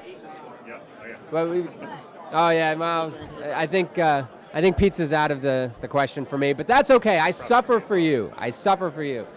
Nicholas, so Anagram Technologies. Yes. You had a great pitch. How do you feel it went? I think the pitch went well. I think I maybe should have reserved more time for sort of stating what I want at the very end, which was, definitely I'm looking to just sort of network and look for somebody who could be potentially a business partner, sort of balance out the team. I'm a real strong technical guy. I've done this entire thing myself, but somebody who's got the connections and the business savviness, and knows how to hire a marketing person, knows how to find a sales team. And those kind of people, can really execute with this company and bring it to the next level. So that's what I think I sort of missed out on, and should have reoriented my pitch a little bit. Well, you got to tell everybody it's only a teeny bit of time to tell people what it is you need to do. And, hey, maybe you should meet up with the pitch girl, and she'll help you pitch. She's actually been great, yeah. She's See, that's what this is all about. It's about networking. It's about meeting people, learning new skills, and, you find a weakness, and, hey, boom, right there. There's somebody for it. Exactly. So, have you been to Ultralight before? I have, yeah. I was here once before. I pitched as well. I thought it was just a great event, and I was actually away a little while, just with my head in other things. And since I've been a little bit more formally starting to do more networking, I thought, okay, it's going to be a great opportunity to get the word out. And what would you consider your goal for the next, say, year to be? Where would you like to be 1 year from now? Yeah, 1 year from now, I'd like to have a bigger team built up, and really actively pursuing some of these. I mean, I'm just constantly getting leads and ideas, and I have to really prioritize them. Being a one-man show is extremely difficult. So it's a great position to be in to get have all this potential business come to me, but I can't really execute on a lot of it because I need a sales guy and I need a marketing guy or whatever. I need somebody to do tech support or put together a package for an enterprise type sale or something like that.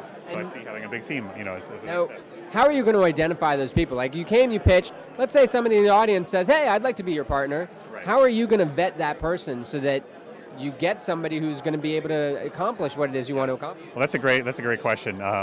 And I've tried to vet people in the past and sort of fallen short a few times. So I think the key is sort of bringing my friends into the loop and sort of colleagues in the business world. I've got a good friend who's running a startup of her own, and she says, "Oh, of course, anytime you want me to interview somebody for you, I'll do that." She comes from a marketing and business development background, so I know she'll have a lot to contribute to that process. Excellent. That's actually a really promising way to go about doing it. Because I'm in a similar situation, a small shop, we're looking to grow, I need to bring in people who can do this, and one of the things I've looked towards is potentially outsourcing to other businesses, and so doing a kind of business-to-business thing, and there are companies out there that do marketing, they do, lead gen, not actual sales, you have to do, sales is always internal, like you can't really outsource that, but that may also be another way to look at it, but I like the idea of having somebody who's experienced, who can interview the people that you want to get in partnership with. Right. And give me a basic idea of if I'm on the right track, if I'm not, and then dig down after that. Yeah. Excellent. All right. Good plan. Well, thank you so much for coming to talk to me. It was a pleasure, and good luck with your pitch. Thanks so much. All right. Take care. Okay, and we have our next victim. Victims, please line up. Hey, Patrick. All right. Well, you're actually not the next victim, I don't think, but you can be if you want to be a victim. Yeah. I'll tell you what. You'll be second victim. First victim, second victim, and yes, exactly. We'll torture him first, and then we'll get to you and make sure that you suffer just as much. So What was your name again? Patrick. Okay, so this is Patrick. He pitched earlier. How did your pitch go?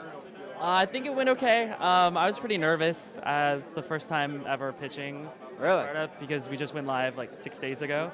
So, now, do you have any public speaking experience, or do you get up in front of crowds ever? not really. Not without a lot of alcohol first. Yes, I definitely was thinking about getting a beer before this, but I'm a student, so not a lot of opportunity. But so, well, it came across well. I think the most important thing that you're doing is putting yourself out there. You have to be in it to win it. As long as you show up, you're on the right track. Definitely, I definitely agree, and I think I really like the questions that were asked, and it's like great just to hear feedback from everyone because it's so early in the startup. So, and this time right now, you shouldn't be here talking to me. You should be out there talking to those people. I'm sure our audience out in the internet appreciates that you're coming and talking to us. But yeah, the in-person opportunity to get in front of other people and network and just get some feedback, and I think that's a hugely valuable thing. And that's one of the great advantages of having an event like this is that you can do that. And for all of you out on the internet, make sure you chat in and let us know if you have questions, if there's people that you want to talk to, you want to follow up or get involved with, let us know. We're here to facilitate. So now, did you have a goal in mind coming in here? Was there, like, you wanted to walk out with 50 business cards, or you wanted a new best friend, or what was your goal to pitch? I just wanted to try and get the name out there just because we're so new and try and get any sort of feedback because it is only a week old. And I just wanted to see how people would react and maybe make some connections and see if anyone could help out in any ways or if we could help out other people because, I think the entrepreneur community here is really tight in New York. So it's very incestuous, absolutely. So I like that. I just wanted to meet people and see how we could all help each other. Great. Well, thank you so much for coming and spending some time with me. And go out there, go network, go forth and bootstrap. Cool. Thank you. All right. Pleasure talking to you. Okay, we'll do some quick ones. Malcolm, pleasure to meet you. Thank you so much. Malcolm, I'm David Carlos. Nice to meet you, David. Nice to meet you. Tell me what brings you here. I came here to. Sure. I came here because we formed Ruby Newbie, which is teaching Ruby on Rails programming language, entrepreneurial skills, and life skills to disadvantaged and at-risk youth.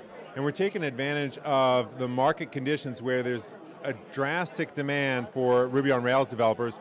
Universities aren't even teaching Ruby on Rails. So we created a unique partnership with Tech at NYU, here at NYU, where we're teaching Ruby on Rails classes free for all the college students at any college on a space available basis, with NYU getting first priority. And professionals only pay $10. But what they're expected to do is expected to teach disadvantaged and at-risk youth who will learn alongside them. So we're attracting the world's best developers in this social economic mission to end poverty in a way that becomes self-replicating. Okay, so ending poverty by teaching people a complex programming language. And entrepreneurial skills so that they can go ahead and build their own businesses. And what the professionals get out of it by sponsoring the youth is they get to meet the next developer that they might hire, or because we also teach entrepreneurial skills, they might meet the next entrepreneur who hires them. And diamonds in the rough, right? They're out there, you never know. It's like your own personal blind side, right? Right, exactly. So, if you can find that talent who's going to be the next Mark Zuckerberg or Bill Gates, if you imagine if you knew who that kid was, right? And you could screen them, and you could get that talent on your team. So this allows companies that have a very cost-effective way to screen and recruit the talent that they want to hire. It sounds incredible, and I never would have even thought it existed, and here you are doing it. We're only 10 weeks old since we had our first meeting where we laid out the vision. We have 350 members. We're in 2 cities, New York and New Orleans. Our video, which is competing for a grant from British Airways, Ruby Newbie, RUBY-NUBY. It's ranked first in the world on a contest for British Airways, and we have 4 times the number of votes as the next nearest competitor. I think the statistics speak for themselves. That's very impressive. Malcolm, thank you so much for coming and sharing with us. All right. Okay, and just a couple minutes. We're getting close. We're almost back to our main event. come stand with me under the holy light of fluorescent. Yes. Actually, that's an incandescent bulb, yeah, isn't it? I was going to say, that's Yeah. not a CFL. Yeah, that's sort It's of. not very green. It's not green. We'll have to talk to somebody about that. Sure. So, John, I'm David. Pleasure to meet you. Pleasure to meet you. What brings you here? Sure. Well, I figure we kind of launched this startup called UBlanket, and I used to come to these things quite often, and now I want to kind of start getting out and promoting it now that we've built up some infrastructure for the startup. Now, you had a chance to pitch. Yes. Very interesting concept. I had a question, actually, that I didn't get. Do I actually send you my physical shirt? Yes. Okay, So- but then you cut up my shirt into pieces? Yes. So these are old T-shirts that are, kind of sitting in a closet. You can't throw out or donate. We refer to a lot of this stuff as upcycling. So we like to take your shirt and upcycle it into a blanket. It's sort of recycle wear. Yes. And then but the online digital thing was I get to pick how I want them to actually be laid out. Yep. Very clever. Okay. Yes. So what was your goal in pitching tonight? So to kind of spark some awareness and kind of get a couple more orders in. So right now we've just been kind of starting to scale, and I've been launching some back-end stuff. In all honesty, I was hoping to be able to promote promotion code, but it's not built yet. So. Oh, wow. Well, but now people know the name, they know the URL, and maybe it's one of these viral things. Make a viral video. You make a video of like somebody taking some really ridiculous shirts and making a blanket out of it, put it on YouTube, and be a billionaire next week. Yeah, that's the idea. Well, very cool, very cool. I have one last question, just in terms of the format for ultralight startups. It's very standard, it's very rigorous, and rigid. You've got that 1 minute to do it. Did you know what you were getting into when you came here? Yes. Yeah, I used to come to these often with another startup. Yes, I've been. So you're a startup serial entrepreneur? Sure, I guess you could say that. Startup junkie? Yes. Okay. Yes. I think serial entrepreneur is the politically correct way of saying it. Like a startup crackhead is probably the more appropriate. Yeah, it's pretty addictive. But I mean, it's I guess Zay Frank refers to it as brain crack. So I get ideas out there and see if I make some money, and if I make enough, I'll continue. If not, just shut it down, and that was fun. Cool. Well, thank you so much for being a shining example for us, and it was nice talking to you. It was nice talking to you. All right, guys. So I think we're getting close to coming back online here. I see Graham. He's trying to talk into the mic. So I'm going to kick it back to Graham. Thank you all for watching the halftime show here at Ultralight Startups, and we'll see you a bit later. Thank you. Thank you. That was great. Thank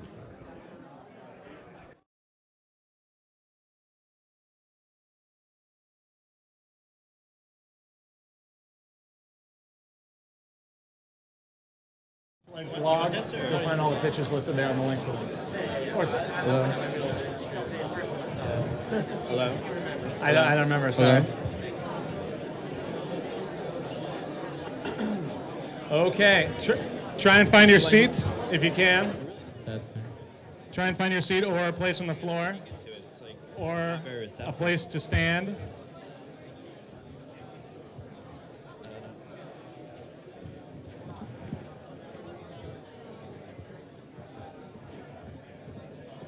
So this around here, or? Yeah. I mean, you got to turn it on also. It's on. It is? Okay. Yeah. So that's good. I mean, you'll hear it. I think I'll just hold it. Yeah, whatever you want to do.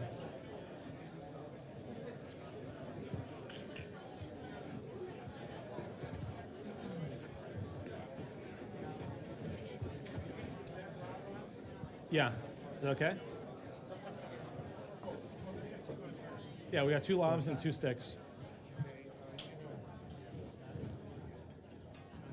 Okay, I forgot to mention a few announcements before the break, so I will take that opportunity to announce some things right now before we get started with the panel. One is that Ultralight Startups for November is going to be on something called the Email Mafia, which is a set of people that have figured out ways to make a lot of money with email lists. And they're going to be sharing their bootstrapping successes and experiences doing that.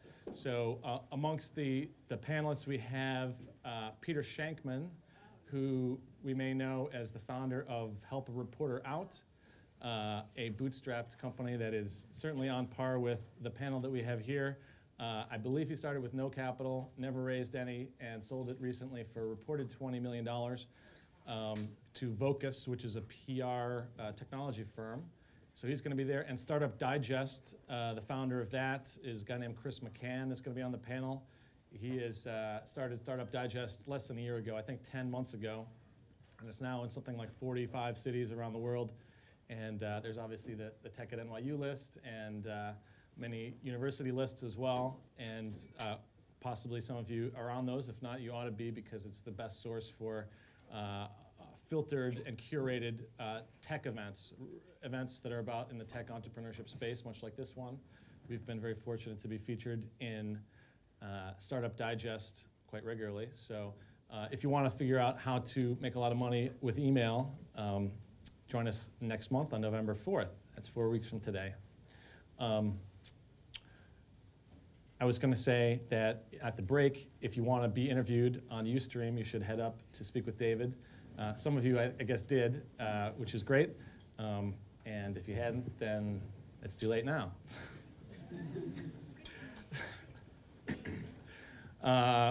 Ultralight is always looking for more volunteers to help out run this event, which gets more complex every month, as you can see. And if you're interested, find me or send me an email, and we'll help you out. We'll arrange for you to help out. We have Tech at NYU is one of the groups that is sponsoring us here today. Trevor, I think, was going to say something, or if not, Max can say something about that. Can we borrow one of these mics? Sure. Yeah, this one's probably the best. Hello, everyone. My name is Max Stoller. I'm a computer science student here at NYU and one of the student organizers of Tech at NYU. Tech at NYU is a student organization dedicated to advancing tech entrepreneurship both at NYU and in New York City at large. We have students in the computer science department, journalism, ITP, Stern. It's a really exciting time to be in the New York tech scene, and unfortunately a lot of students don't know about that. So our goal is to expose them to that and hopefully take down Wall Street in the process. Thanks a lot. Awesome. Thanks, Max. Last announcement then is that after the panel, we're going to Murphy and Gonzalez for drinks, which is about 2 blocks straight ahead if you look out of Tisch Hall. All of these, I believe all of our panelists have agreed to go there at least for a drink. So rather than mobbing them at the end of the panel, that's where you can go and find them. Okay, so with that, we're going to start off the panel. I'm going to introduce each of these guys, and then we're going to take a brief look at each one of their sites, and then we're going to get into moderated panel with Q&A hopefully from you guys and from Boston and from elsewhere. So Anthony Casalena is the founder of Squarespace. Squarespace is a design-centric web publishing platform that he started at age 20. And since 2003, Squarespace has hosted tens of thousands of websites and has grown to 35 employees. In July of 2010, Index Ventures and Excel Partners led a $38.5 million minority investment into Squarespace, representing the first outside capital the company had raised to date. Prior to Squarespace, Anthony was responsible for the design and implementation of HyperOffice, a venture-backed web startup with $10 million in financing. So welcome, Anthony. Spencer Fry is the co-founder and CEO of Carbon Made, an online portfolio management tool for artists, designers, and illustrators. Carbon Made was founded in 2005 and now hosts over 260,000 portfolios and 4 million images. Prior to founding Carbon Made, Spencer founded hosting service Typefrag and sold 4 years later. Both Typefrag and Carbon Made were profitable and bootstrapped with a total of $200 in capital. Anthony Volodkin is founder of The Hype Machine, a music search engine that indexes audio files and blog posts to help people discover new artists, buy their CDs, and go to their shows. The site, created in Anthony's dorm room in 2005, now reaches over 2 million people each month. Prior to Hype Machine, Anthony spent 6 years doing IT consulting while constantly carving out evenings to see live music. Danny Wen is the founder of Harvest, an online time tracking and invoicing solution for small businesses and freelancers called the creme de la creme of time tracking applications. Prior to launching Harvest, Danny co-founded Iridesco, a New York City-based design and technology studio. His ventures to date have been bootstrapped, profitable, and enjoyable. So these guys all get the gold star for ultralight success stories, which they're going to share for you momentarily. So what we're going to do is show you the sites very briefly, and we are going to, at the same time, talk about the startup costs, the actual amount of money that went into each of these, their current metrics, and these are all private companies, so whatever you're willing to share in terms of revenues, profits, users, traffic, so we all get an idea of how big they are, and the founding team, who that was, and what the current team size is. So startup costs, current metrics, and founding team and current team. If we can do that.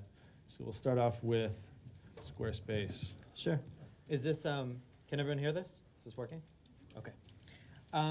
So I started Squarespace when I was 20. I was a student at the University of Maryland, and basically I started it because I wanted to make a website for myself, and I wasn't happy with the current tools that were available. I wanted something that was a little more integrated, more polished, more design-centric. So startup costs, I borrowed $25,000 from my dad for the initial servers after I had written the code for like 8 or 9 months, and I needed to launch it. And about 25 went into servers, and maybe it was 24 to servers, and like $1,000 in like Google AdWords or something like that. But it was really started off the back of Google AdWords back then. Current revenue profits, we can't share the revenue number, but a $38.5 million minority investment might give some sense of the size. Profitable since the beginning, remain profitable. Tens of thousands of sites, those are all paid sites. Squarespace doesn't have a free service, so our numbers are going to be smaller. I actually don't know the current trials that didn't pay. It's probably over millions. I don't know. Founding team, I started it and ran it myself for 3 years. Fun project, then it was very successful, and then I decided to turn it into a company. So 4 years ago now, started that in New York, brought on board a guy named Dane Atkinson and David Chu, who were the first 2 employees. And we're 42 people now based in Soho. Funding, 38.5. And that was, what, 2 months ago you got that? Yeah, 2-3 months ago. So it was like 7 years with no funding. Right. And then you got a big payout. Yep. Wonderful. Spencer. Hey everyone. So basically, Carbon Made came out of myself, my 2 business partner, Dave and Jason. Dave runs all our design, and Jason runs all our code, and I'm kind of the business side of things. And I basically do everything else from marketing, sales, customer service, all that kind of stuff in the early days. We were founded in around 2005 is when we launched, but we actually were a design firm beforehand, and so we launched Carbon Made as kind of a side project. And then after a few years, Carbon Made's revenue began to grow and grow, and we were able to stop taking on clients and just focus on it full time.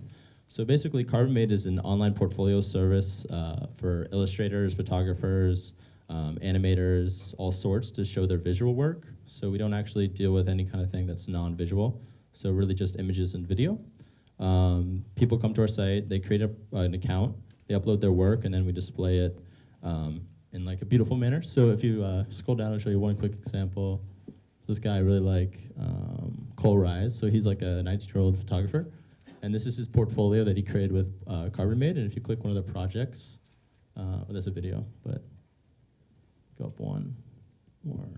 It's cows or whatever. Okay, so this is a photography project of his, and basically we give him certain layout options, but we keep it pretty minimal. So there's a black background or a white background, then we have an about page for him, and he can use his portfolio to send out to recruiters if he's looking for work, or just his friends to kind of get interest. And we actually keep no social features on the site, so it's all just quick sites.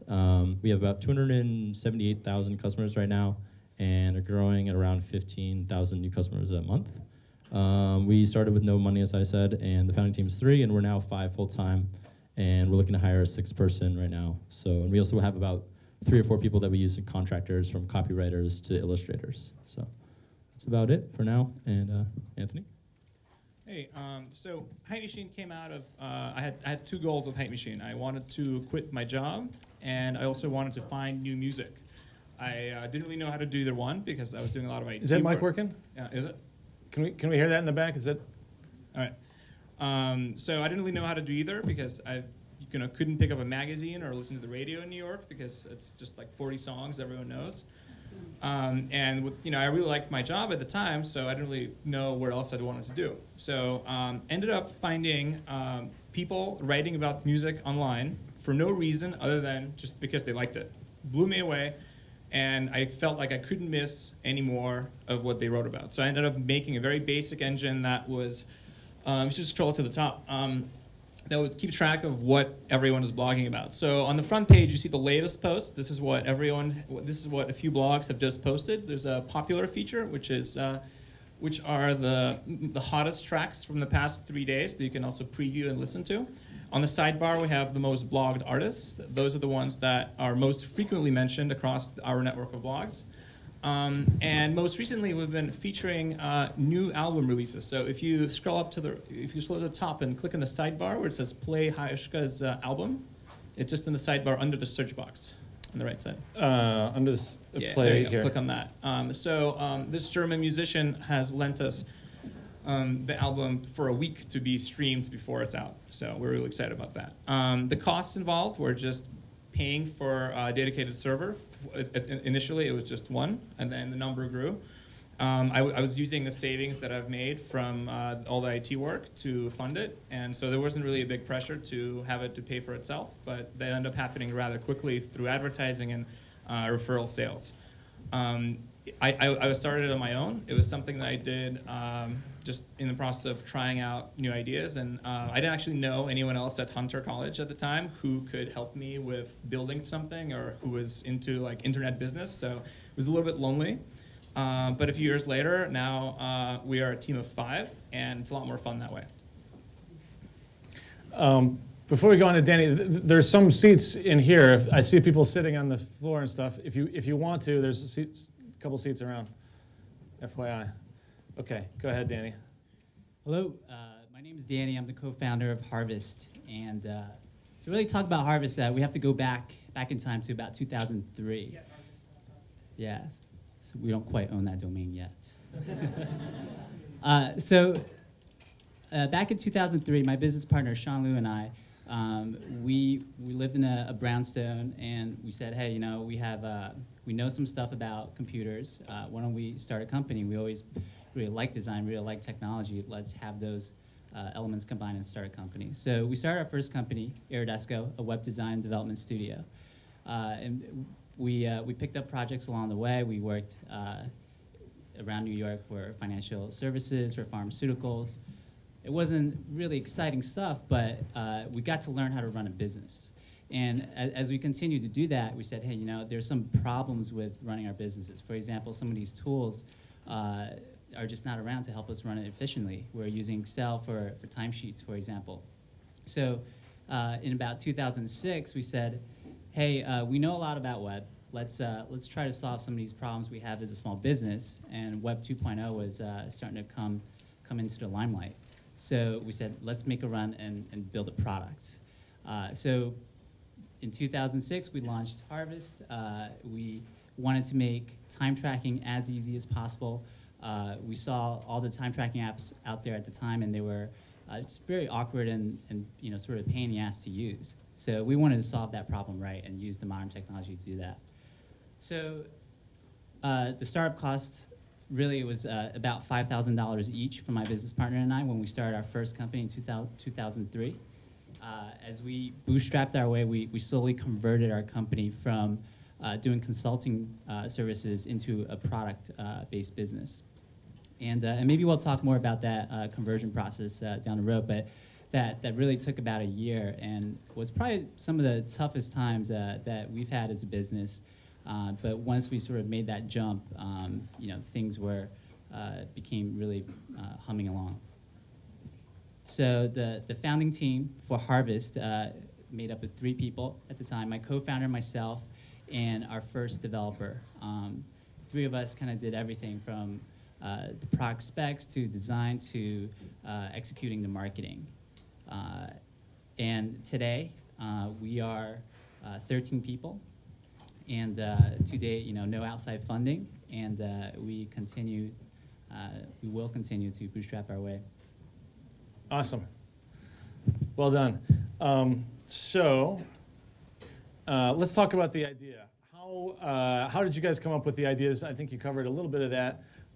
Did you have a business plan at any point in time? Was this something that you planned out, or was it more evolving just from projects that you were interested in? Go ahead. Yeah, go ahead. Let's see. So, I mean, the idea kind of grew organically from me making my own website, right? So I really, again, didn't like having to integrate. So back then it was like 2003, and to get a website with like a blog, a photo gallery, a page, and like some statistics, you had to integrate blogging software, photo gallery software, like a page editor, statistics software, upload it to a server that's more software. There was like 5 or 6 different packages. So I just sort of started to rewrite all those things and kind of, do it my own way. And I didn't initially think it was going to turn into a huge business. I mean, I was just making a site for myself. And I think a lot of people who ended up seeing what I was working on were like, I could use that. Could I buy that from you? That looks great. And I was like, all right, well, I guess I could turn this into something a little bigger. And so I started working on the multi-user version of it and launching that. And that took about 8 months. I think I had a business plan, but only because I had to do one for a school project. And so I did it with Squarespace.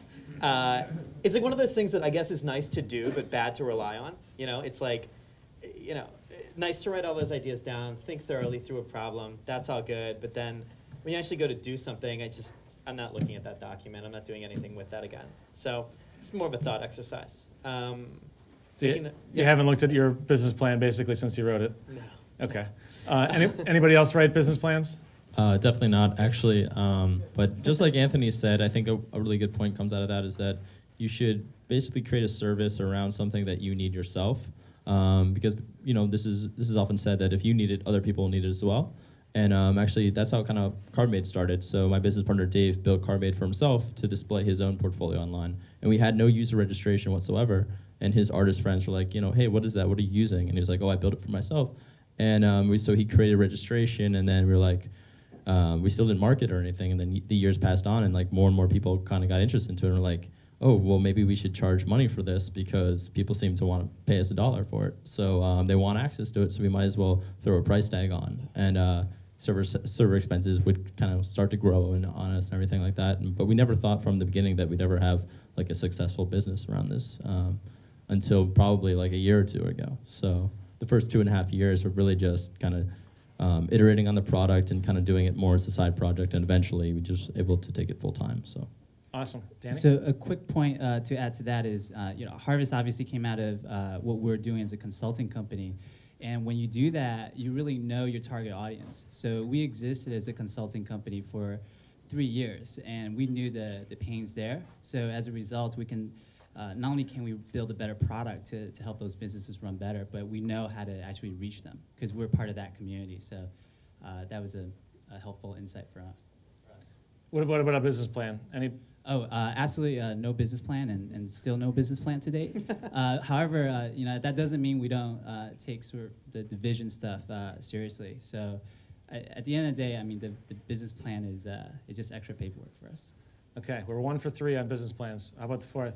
Well, I didn't write one until we explored fundraising at some point. And that was the really interesting exercise in terms of both looking at fundraising and writing the business plan and writing down the ideas. So I'm definitely with you on the exercise value of it. But when it actually comes to trying out products and thinking of what it is that we've ended up building, it's really difficult to predict which particular things in your ideas are the ones that will attract the most people. And I think the reason Hype Machine got picked up so quickly online is because there was nothing else that did that. There's nothing for music fans that they could have used to track all these really like edge and culturally interesting postings. And so it was like a natural fit. So I guess for me, the idea generation came from when I was looking for something on Google for a while, not finding it, and kind of getting confused that really someone hasn't already built this. This is like so obvious. I guess that's a pretty good thing to notice if you find yourself doing that. What about the time between when you started the project and when you made your first dollar? How long a span was that? First dollar of revenue? 8 months, maybe. 8 9 months? months. Yeah. Okay. I think we started user registration about 3 months after the site launched, and then I think about 6 to 9 months later, we started charging for it. I mean, the first absolute dollar probably took a few months, but the first meaningful set of dollars where I was became able to, you know, pay for rent or pay for nicer things, maybe, I don't know, probably took a few years, maybe 2 to 3 years. So for us, it took about 4 months to get from idea to market, and we were fortunate enough that once we launched, we actually picked up customers right in that first month. But so it's not quite meaningful amounts yet. But this is what I'll say about that first year as you transition is, after a few months we start making a little bit more money, and all of a sudden we could pay for the server bills, and then all of a sudden we can pay for the rent, the office rent. All of a sudden we can pay for a developer full time. And before you know it, we were able to get the whole team on board. So transitioning there, those little moments, little milestones were pretty exciting for us. And what about the revenue model? Was that in all cases obvious from the beginning? Has it changed over time? Was it something that required some iteration or some thought? Yeah, I mean, one of the things we did that's a little counterintuitive, I guess, in today's web world is we actually cut out our free service a year into it. So we had a free service and a paid service, and the free users just seemed to put like MP3s on the site and like have these garbage sites. And so, I mean, because I had to pay for and interact with all these people and they would ask for support and stuff, I was just like, all right, well, I'm going to cut those ones out and just focus on the paid users. And for distribution, instead of relying on the free plan, we relied on Google AdWords. So very early on, in the first month we made like $50 back or whatever. And we put like 100 back into Google AdWords. And then the next month we made like $120. And we put all that back into Google AdWords. And that continued for years, all the way up until we were spending like 30 grand, 40 grand a month on AdWords. Now we spend even more. But yeah, kind of interesting to cut out the free plan. I mean, there's no one way to do this. You don't need free. You need distribution. You do need revenue though. So yeah. Your revenue models, Spencer, was it obvious for you? We actually launched with 2 plans, a $12 a month plan and a $24 a month plan, and no one actually signed up for the $24 a month plan, so we got rid of it. But I mean, that was very early on, so like maybe 4 years ago. We now have enough features that we can probably support a second plan in the future, which we're probably going to launch in the next 3 to 6 months. Was there ever a free version? Oh, there's definitely a free version. So we have 280,000 customers, and majority of those are obviously free. The standard freemium kind of mix, as they call it, is under 10% are paying customers. So you just take the top number and somewhere between like 2 to 8% is usually the standard mix for freemium. So. Did you ever think of advertising or any other revenue model? No, because on online portfolios, you really don't want to show your work next to ads. So our whole thing is that we want to give you this clean canvas where your work is, shines. And if you have a big ad next to it, it's not going to look good. So from the beginning, we were like, we're going to just limit the amount of images that a free user can put on. And have the revenue model all based around a service and a monthly paying plan as opposed to ads.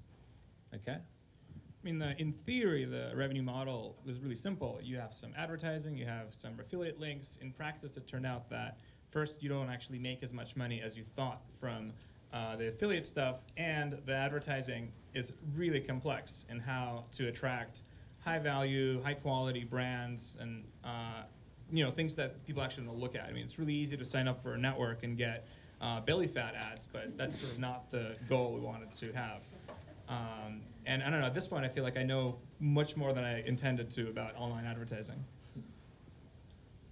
Yeah, for us, the revenue model, it was very intentional, actually. We wanted to build a subscription business. And as we got rolling, one of the characteristics of a subscription business is that as you acquire more customers, you add to your revenue month over month, and you can actually predict within some certain accuracy how you're going to do next month and the next 3 months. So early on, when we're coming from this consulting world, it was, okay, we get a big project, and then maybe there's nothing for another month or two. So it was a complete change in terms of how we're making our money, and as a result, it changed how we looked at how we invested in our business as we continued. Okay. We're going to take some questions, so if you have some, raise your hand. In the meantime, we have some questions from Boston. So this is for Anthony Castellana. What was the site you were working on when you realized you had to aggregate all those technologies? What was the site? It was just a homepage for myself. It was not like a particular. I wasn't working on something like for someone else. It was just my own homepage. Yeah, it was just frustration with those tools. I think the common thing you see amongst all of us is that we were really solving something that bothered us. It wasn't like we were going out there and we thought some great idea was to solve some problem for someone else. It was always very personal. Yeah. And at what point was it profitable to stop the free subscribers? Well, the free subscribers never gave us any profit, so it was easy. Day one, we stopped that after a year, just based on analysis, and actually, it helped the paid subscriber base grow significantly. I think, our conversion to paid subscribers doubled when we stopped free, because it was really forcing people, like, hey, if you want this, you're going to have to pay for it. Otherwise, just find a solution elsewhere. So that was pretty easy for us to do. Okay. Questions? How about right here?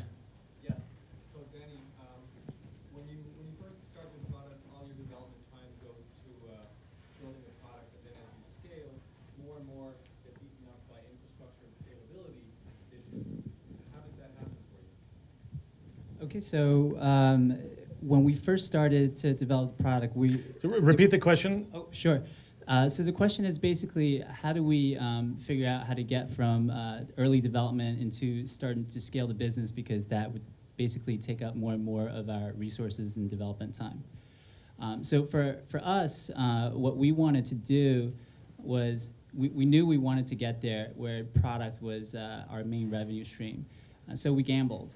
When we were looking at that 4-month timeline, we said, okay, well, this is how much cash we have in the bank, and we only had 3 people at the time. So we knew how much time that really gave us, and we knew that if we got this product out, we thought we'd be set, but of course not. You get the product out, and that's like phase 0.01. And so from there, as the product scaled, as we got more and more customers, we ended up saying no to consulting projects and basically focusing, again, just on having ramen profitability. It's just, we had enough food, we had enough to pay the rent. Let's just keep working on this thing and keep building it. So that pretty much is it. We just kind of scraped by for that first few months. Okay, right here. No follow-ups, please. Right here.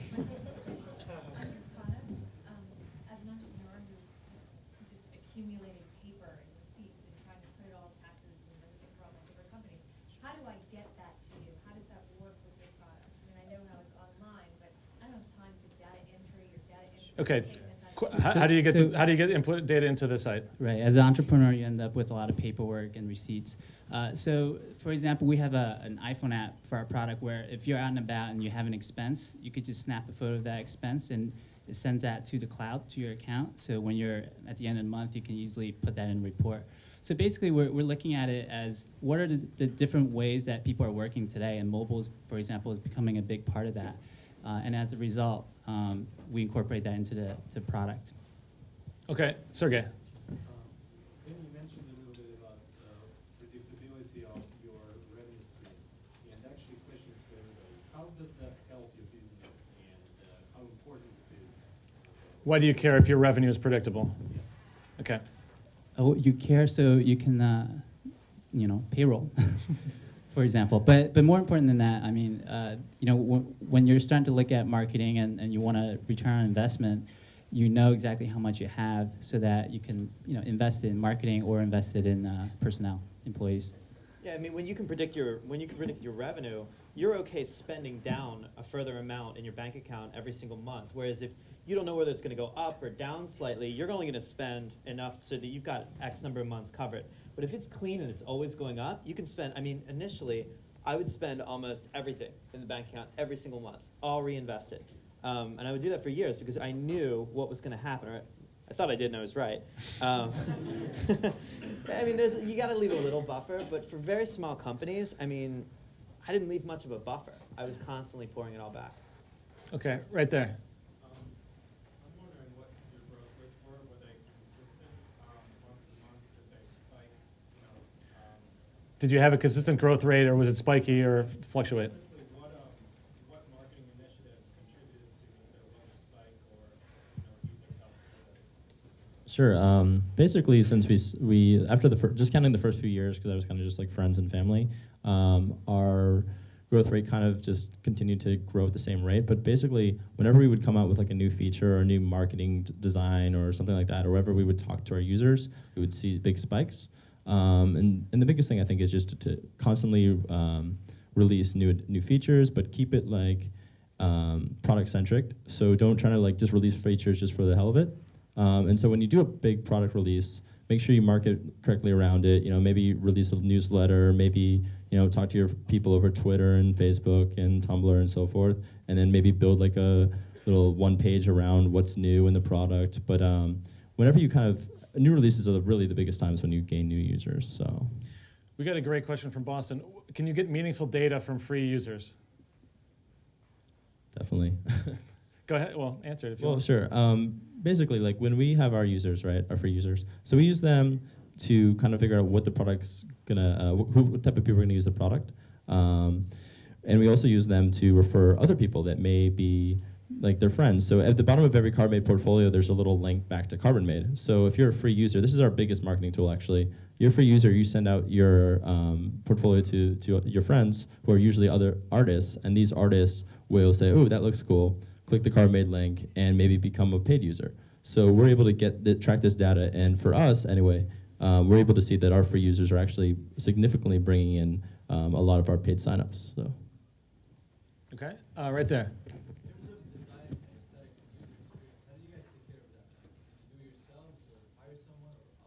It's a great question about design aesthetics. I know there's a variety of answers to that question.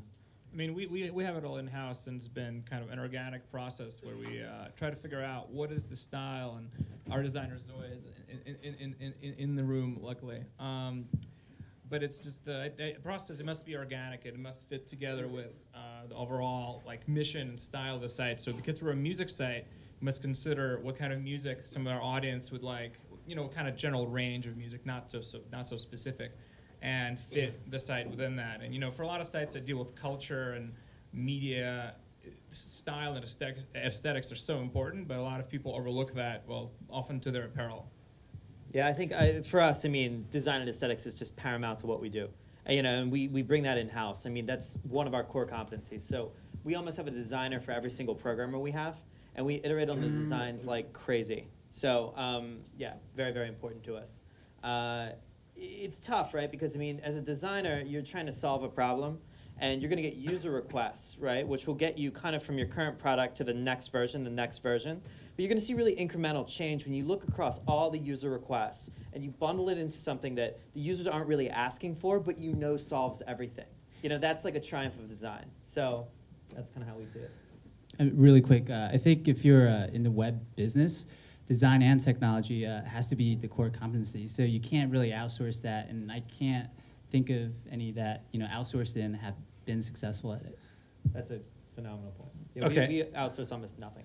So let's go a little deeper on that. Have any of you outsourced? This is a big theory of sort of the ultralight startups is I will come up with an idea and go on to Odesk or Elance and pay somebody $200 and they're going to hack together a copy of what I want, minimal viable product or that sort of thing. Do you have any experience with outsourcing? Would you do that? Have you done it? Have you had success? So we've never outsourced any kind of design-related thing except for illustrations or potentially copywriting. So, but they're usually friends of ours, and they're not like random people that we find out online. But illustration is something that I think that you can outsource. And like if you see our site is very, very illustration heavy, and so we've been successful with that. So. Yeah, so for us, I mean, there's a slight difference when you work with vendors. Sometimes you have partners or vendors that you might want to work with. So, for example, with iPhone, I mean, that's really not our core platform. So we'll find somebody who's really good at it, or a company that's really good at it, and work with them. And there you go. And so, in those situations, I don't think of it as being outsourced, but it's definitely a vendor relationship, and it's very much a partnership. So what do you do if you have the great idea that's going to change the world, but you don't know how to program? Find a co-founder. Yeah, that's a really rough situation to be in. I mean, you see that a lot. I mean, because if you think about the beginnings of any of our businesses, it's like us sitting there, or I mean, for me anyway, it's me sitting there programming for free for 8 months, like the entire day, and iterating on the idea like crazy. And then for the next entire year doing that exact same thing and not really making a whole lot of money doing it. Like, you would have to, even if you had the money to pay an all-star programmer to do that for you over 2 years, you still wouldn't have the right vision in place with him, because you can't just do a mental transfer to that programmer or whoever else it is. I mean, it's something we struggle with even now after 7 years. How do we get a team of people with the same vision and the same aesthetic sense and the same drive and just make that company move forward? I mean, if we're having trouble with that at 42 people and 7 years in, millions and millions of dollars, I mean, to try and ignore that in the beginning is, yeah, it'd be very difficult. So. Right back there.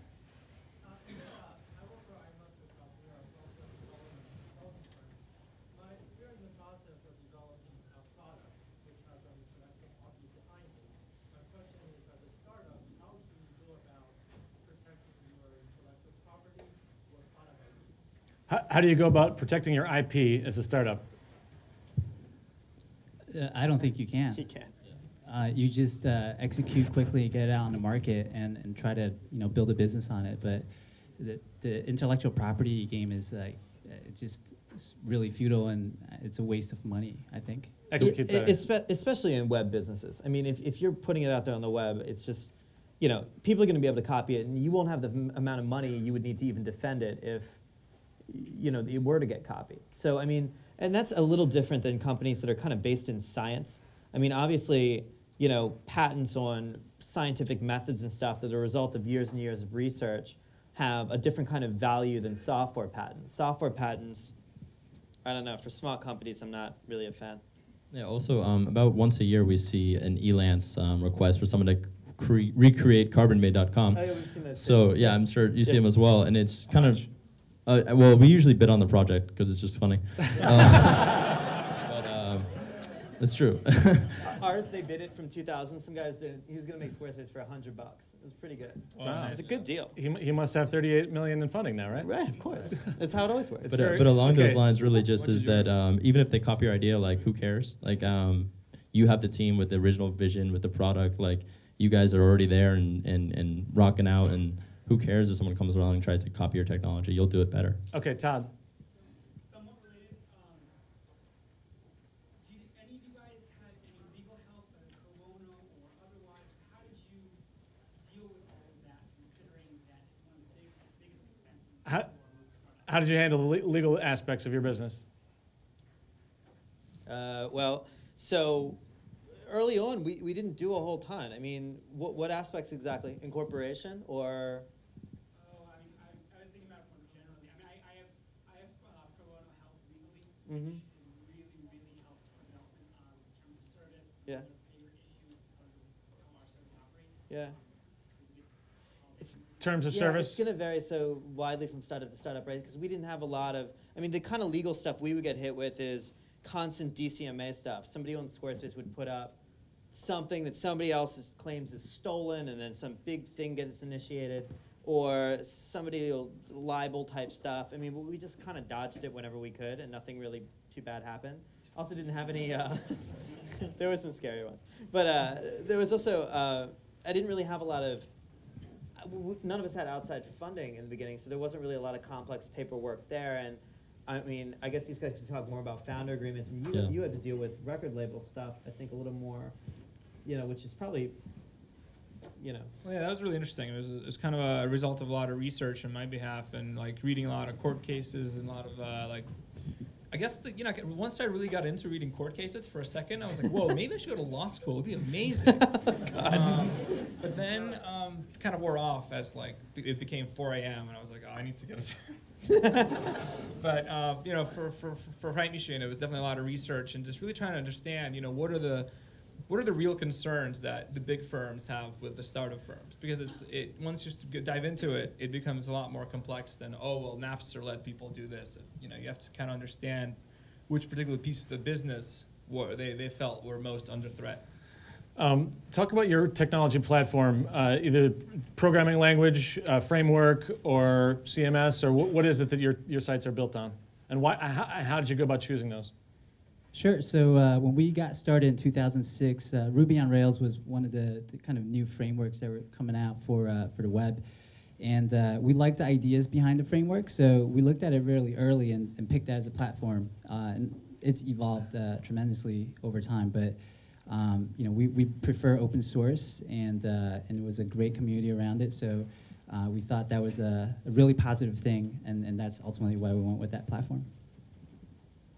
In 2005, I was kind of picked a language to learn, which was PHP, and I looked at other options available, but none of the framework stuff has really been too baked at that point. And you know, I read a few tutorials on how to make sure your web server runs with Ruby, and I was like, this is like far too complicated for what it's supposed to be. So I kind of stuck with the better known PHP, my Apache configuration. And yeah, it's all open source. Nothing from Microsoft. But, well, we're actually the exception. But before I get into that, basically it doesn't really matter what language you use. You know, it's how proficient you are with it. And my technical co-founder, actually, our site's on Microsoft.NET, C#, and that's his. Yeah, it's really shocking, isn't it? We actually use Microsoft BizSpark, yeah, I mean, he is one of the top .NET programmers in the country, honestly, and that's his most comfortable language, and he's been rocking that for 5 years now, and he's also built a lot of custom frameworks and stuff around that, and but yeah, we use Microsoft, so. That's wonderful. You can be sure that we're going to send the video to Microsoft, and they're going to be happy. We got some friends over there too, so. Wonderful.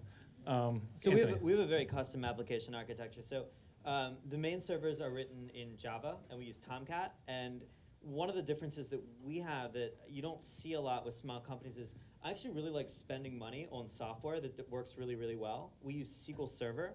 We use something called Isilon for our file arrays, which are both very, very expensive products. For caching, instead of using something like Memcache, we use Oracle Coherence, which started as something called Tangasol Coherence, which lets our servers cluster together and share memory so they can handle requests. All those things cost a lot of money, but it allowed me to stay kind of as one person for years and years and years, as opposed to kind of having to get more and more people to kind of babysit things that would break, right? So you're constantly making that trade-off. It's like, you can make it yourself, or you can pay some money for it and it might work a lot better. So we strategically made those decisions as appropriate. A lot of custom frameworks and stuff on Java. Yeah, stuff like that. Awesome. So four startups, 4 different platforms. Very interesting. Yeah, sorry to follow up on that really quickly though. I think what Anthony's done is sort of unique and really exceptional because he's really managed his company through the first few years on his own. So that's really hard when you're doing the full stack.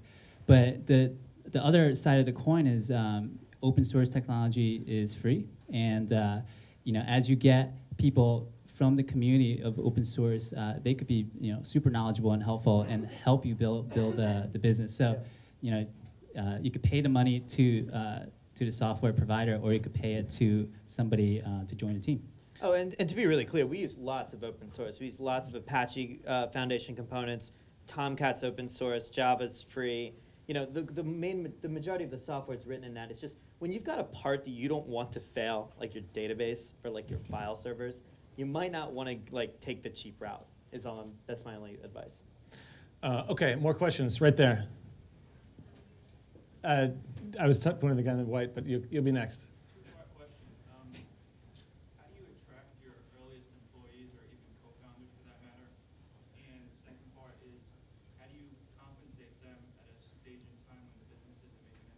How do you recruit and compensate co-founders? When you have no money. Well, the best place to start is when you have no money. So you have no money, your business partner has no money, you don't have anything else to lose. So you build it together. So for me, it's a special case because I'm actually working with one of my best friends from college. So we've just have this trust and this relationship that when we started a company, it was very comfortable and we can trust each other. So Squarespace on this, I ran it alone for 3 years, which is weird. And we were when we brought on our first 2 people, we were at like a $1.4 million run rate, on track to double.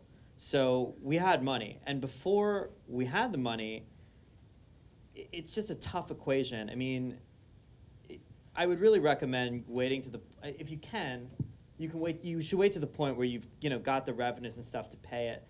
Even then though, I mean, people even joining Squarespace back then, even though we had all this revenue and everything, I mean, that's a huge risk, I mean, it could collapse. It's just one guy. I mean, I could be crazy, probably am crazy. It's just like lots and lots of risks being taken there. So you have to give up some equity so that, if the company becomes really successful, everyone, is going to get a part of that. We actually didn't take on our first employee until we had the means to be able to pay them a very competitive salary. And because we were 3 people and we had code down, we had design down, and we had everything else, which was my business title for years. So yeah, I mean, we just we waited. Okay, I waited too, so I'm with you. Yeah, you wait. The lady in the black up here.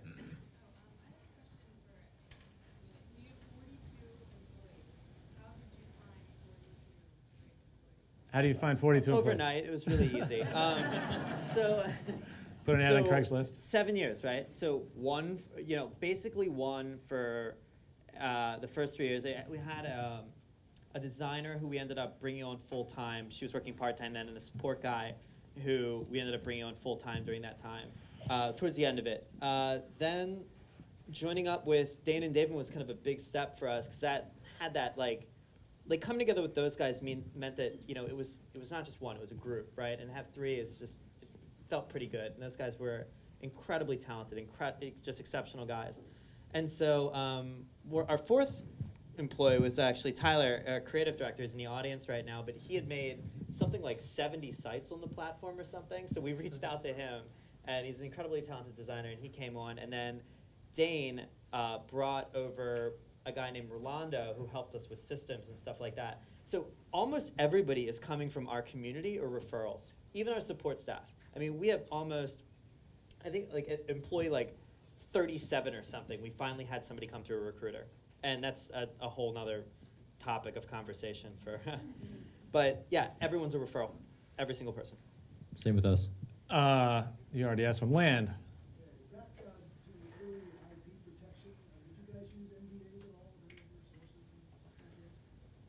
NDAs. I did, but I don't think they would have helped me with anything.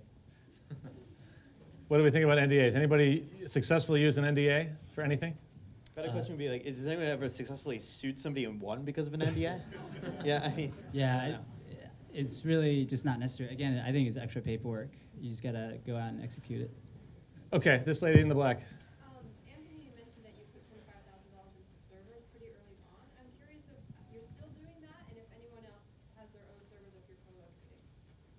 Okay. Do we still invest in infrastructure? Do you run your own servers off of Yes, we run. Repeat the question. So I think the question is, do we continue to invest in our infrastructure, and do we run our own infrastructure, or do we outsource that? So we run our own infrastructure. So it's something that's serving public web traffic. It's this like high intensity server situation. I mean, we serve like hundreds of millions of hits per month. It's very difficult to keep that online. Very difficult to deal with traffic spikes. So having that server expertise and writing that custom stack was really a huge part of the early business and one of the reasons for its success. For instance, in those first couple years, this just kind of illustrates kind of how we go about software. When we had 20, like 15,000, 20,000 paid customers, we were able to run that off of only 4 web servers, serving just tens of thousands of websites because of that custom architecture we wrote. So it's always been a really important part of the business. We still invested in server infrastructure heavily. So we're now the second biggest company in our data center, Pier 1, which is down on Wall Street. Great co-location facility. I think they're out of space now. But they're excellent. Continue to invest in servers. Yeah, we buy a lot of our own infrastructure. Okay, right here. Question for each Anthony, if you don't mind. Yeah. So Anthony, first Anthony. Yeah. You get 1 question total, though. 1 question per Anthony. So you mentioned you didn't look at your original business plan since writing it Right. for your thesis, right? Right. When you attracted funding recently, did you have to kind of... Well, you don't Did the VCs ask for a business plan for that. You basically just give them a chart of your revenue, and if it looks steep enough, they get really happy and ignore the rest. It kind of is like that. It's just really strange.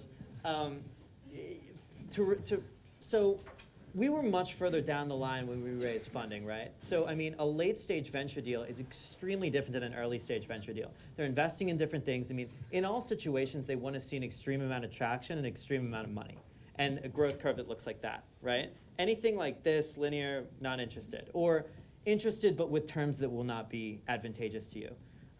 We had to put together an investor deck. We had to get a deep dive into a lot of our data. Actually, one of the things that changed, one of the good things that came from raising our venture round is we had to get a lot more sophisticated with how we dealt with our internal company data. So we had to get a lot of really deep analytics into customers and churn rate and plan breakdowns and cohort analysis of people signing up in this month and how they play out over time and all that stuff. We didn't have that sophistication before. So I think two answers. One is, yes, we had to prepare some stuff for that presentation, but it was not a business plan. It was like very high level. And the other thing is, yeah, that part about deep diving into the business, you actually don't. It's very amazing how far we got without that kind of analytical intelligence on our own customer base. Okay, let's talk about marketing a little bit. You want to add something to that? No, I had a different question for him, but it's okay. Oh, okay. Do I add something to Anthony's answer, or if not, okay. It's a different question. I want to go ahead. Real quick, then, as Anthony just pointed out, for a long time they didn't have that, and that's really the idea. If we're talking about in the context of bootstrapping, you don't need a lot of things to get really far, and that's absolutely true. Wonderful point. So how did you, for all of you, how did you start marketing your service, and is that still what you're doing today? What have you found successful? You want to go down the line? It's a little easy for us because we dealt with blogs. Blogs are fantastic for marketing, and when the blogs noticed that we were aggregating their content in this attractive way, they immediately started writing about us. That was really helpful. Another thing I did very early on was a few people who run music sites whose work inspired me. I wrote to them with some questions, and I wrote to them that, hey, what you made, like, this is where some of my ideas have come from. What do you think? And they've also written about it, and some of them were influential enough that the site quickly got on to like Delicious Popular and Dig at the time. So that was a very helpful initial push. Were you involved with that blogging community before you built the site? I mean, did you post on their blogs and you read certain music blogs very actively? I was involved in the community slightly. I would just comment on some sites, but the building the project was definitely like the real push. Okay. So marketing for us, when we first launched, again, this goes back to the point that we knew where our community lived. So, for example, there was the Deck ad network, and that reached a very influential crowd of designers and creatives. And so we put an ad out there, and that really got us into that circle of influencers. So early on, we spent money where it mattered and in the places where we knew people would look. And over time, that sort of changed. But now there's search engine strategies. There's a little bit of social media, and it's sort of you have all these different channels, and there's a very strong word of mouth channel, and you have to develop all of those channels. So it's kind of a chicken and an egg problem. You don't really want to spend too much money on marketing until you have a product that supports it. You don't want to blow all your hard-earned cash before your product is worthy, right? So we basically have taken two approaches. The first one has been that we built marketing into our product. So at the bottom of it, there's a card-made link, and other artists see it, and then they sign up. And then the other thing has been really, really, really, really good customer service, which I think is really still the best way to to market your company. So if someone sends you an email at 1 p.m., you respond at 1:05. So really, it's been marketing. It's been customer service, and it's been this viral inclusion into our product. But we really haven't spent that much money on traditional AdWords, although we do have an AdWords account that is active, and then we do post our images on some blogs, some art blogs, but very little money has been spent on marketing. Yeah, so I think what Spencer's bringing up is that there's the marketing you can do once you've gotten a client, and then there's the marketing you do to attract clients, right? So there's all these different stages of the funnel. We have spent lots and lots and lots of money on marketing, starting with Google AdWords, which was kind of how the business was built, because it kind of allowed us to scale with whatever we wanted to spend. You've only got $1,000 to spend. Okay, spend $1,000. You got $30,000 to spend. Go for it. So it let you do that. One of our other successful marketing pushes was with podcasting, which is a little bit strange. And actually, I was thinking about this when you were talking about the deck, because we've done deck advertising as well, but it worked for us for a while, and then it stopped working for us. And it sounds like it was a lot more successful for you. Well, it's also a timing thing. I mean, early on, very, very good. Yeah, early on, and then it kind of dropped off. But also, I think there was you had a better fit with that market than we did at the time, where we were more consumer focused. So yeah, I dumped lots of money into advertising, but I was always very, very careful to track it. We would never do like what's known as like brand advertising, where like you get a billboard and you have no idea if people see it or sign up or stuff like that. It was always something where we could track it from A to B. So it was like, okay, AdWord, come in, track all the links, see what keywords are working, downbid the ones that don't, cut off the ones where the words aren't working, always optimizing that funnel. Or with podcasting, we release promo codes to the podcasters who can talk about those codes. And then we watch the codes proliferate and see how they're used, and then we can track the effectiveness of that medium. So direct response advertising, sometimes called, as opposed to brand advertising. Yep. So it's paid advertising, it sounds like, and then just viral, your users recommending other users. That's the theme here. What about social media? Are any of you active in your Twitter or Facebook pages and things like that? Is that a big part of it? Yeah, I think in general, it makes sense for a lot of companies to be a part of that. So we are definitely a part of that. On Twitter, when people are shouting us out and recommending us to other people, we acknowledge that.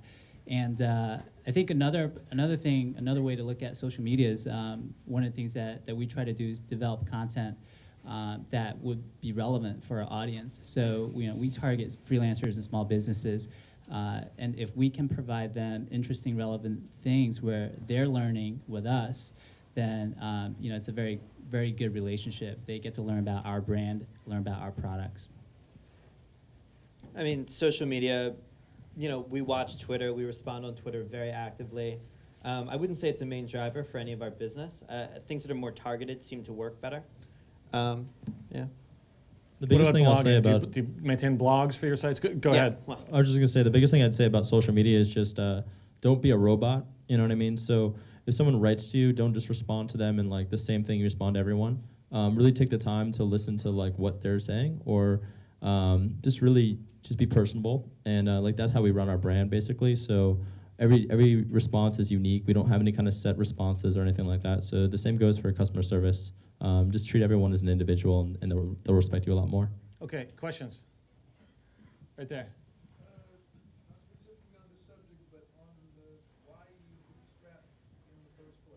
Why do you bootstrap in the first place as opposed to seek venture funding?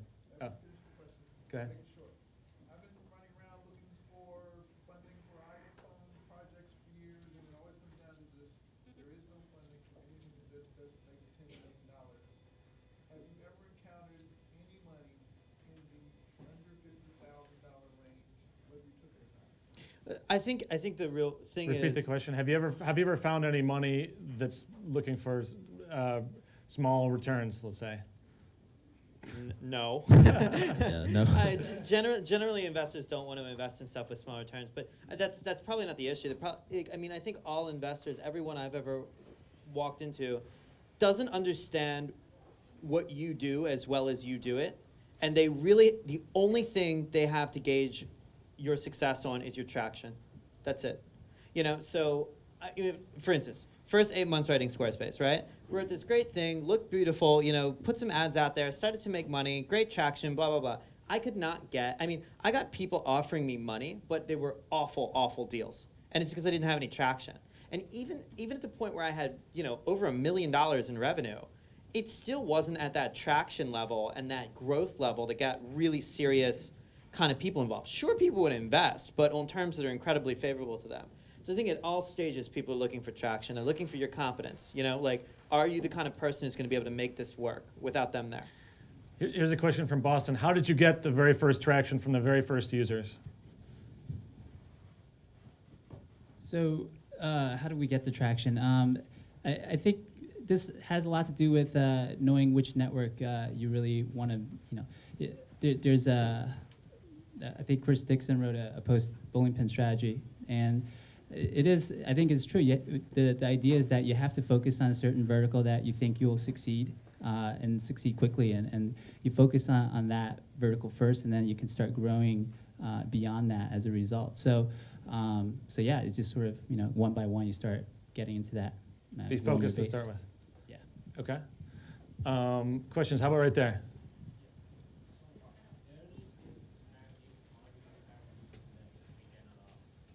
Early stage marketing strategies. Yeah, it's a similar question. Yeah. Well, things early stage. If you don't have money, one of the things that you can do is definitely reach out to relevant bloggers. So if your product is interesting enough, then you can sell a story to them, and they'll blog it, and it's free, and it just uses your time. Well, one of the really important things when we're all talking about marketing here is it's important to note that even though we were converting people to paid accounts right from the beginning, we would have never even been, it would have never even worked if those people didn't spread the product via word of mouth as well. Like, it's just was such a critical part of the thing even growing, and it's impossible to kind of track, which is frustrating and difficult.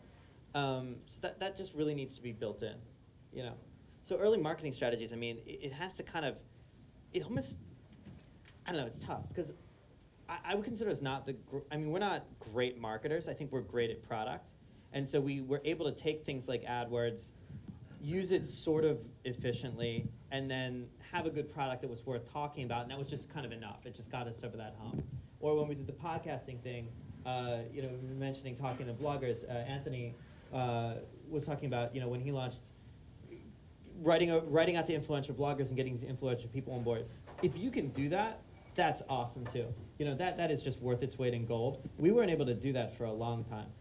Another question from Boston.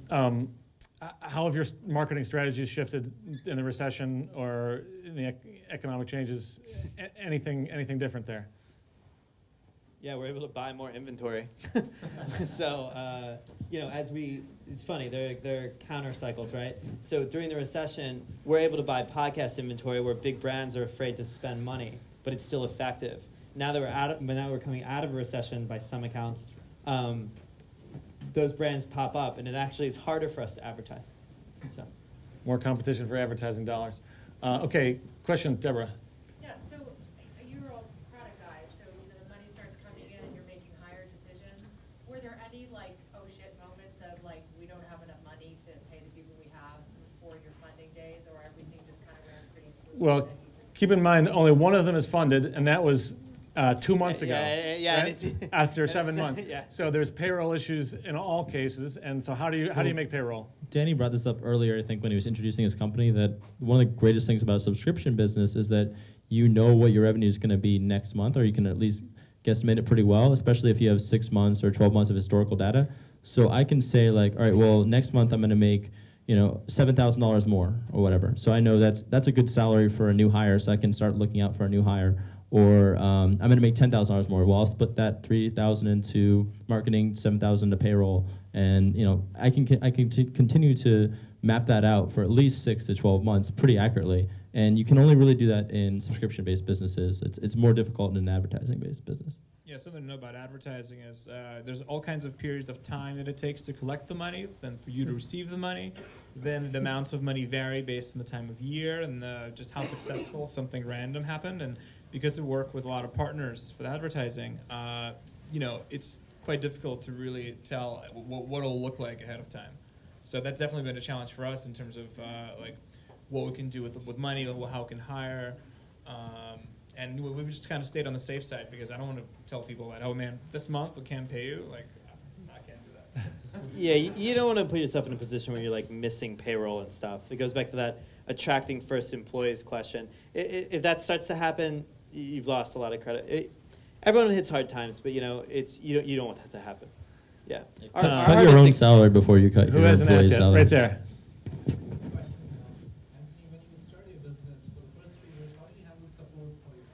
How did you do support for the first 3 years? I answered all of it. He was the only employee of the company for 3 years, so everything. Well, we had a contractor who was helping me with some template designs, and also the first person we hired part-time during that time was a support person. But even if you hire a support person, the hard technical problems they can't solve, so they'll still go to you. So answered very many support tickets. That was an amazing thing, though. You know, I mean, because that taught me a lot about support, what it takes to make somebody happy, how you can turn situations that seem incredibly negative and hostile into really positive situations. And that happens a lot when you have a paid service. People are like, I'm paying you money, blah, blah, blah, and like screaming at you. You can turn a lot of these things into positive things. It also taught me what sucked about the product, right?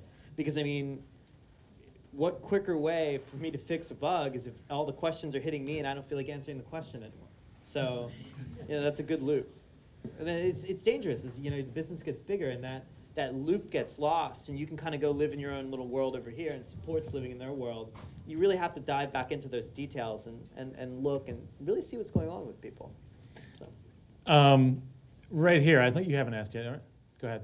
How do you handle receivables or not receiving, money and so forth? Accounts receivable.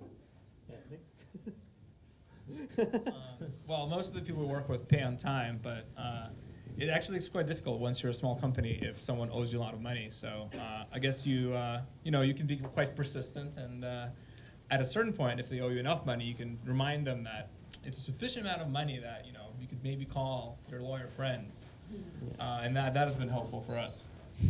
Or you can use Harvest, and they'll automate every 7 days or something a reminder, so you don't have to do it. But yeah, this is true actually. So one of the things that we discovered is it's a little bit awkward sometimes if you have to remind your client or customer to pay up.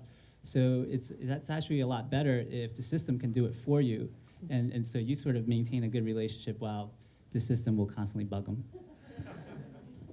Okay, we're on the finance here. We're talking about finance. We got a question from Boston. What were some examples, to the extent that you can give them, about bad term sheets or bad investment deals that you were offered early on, and how did you know they were bad?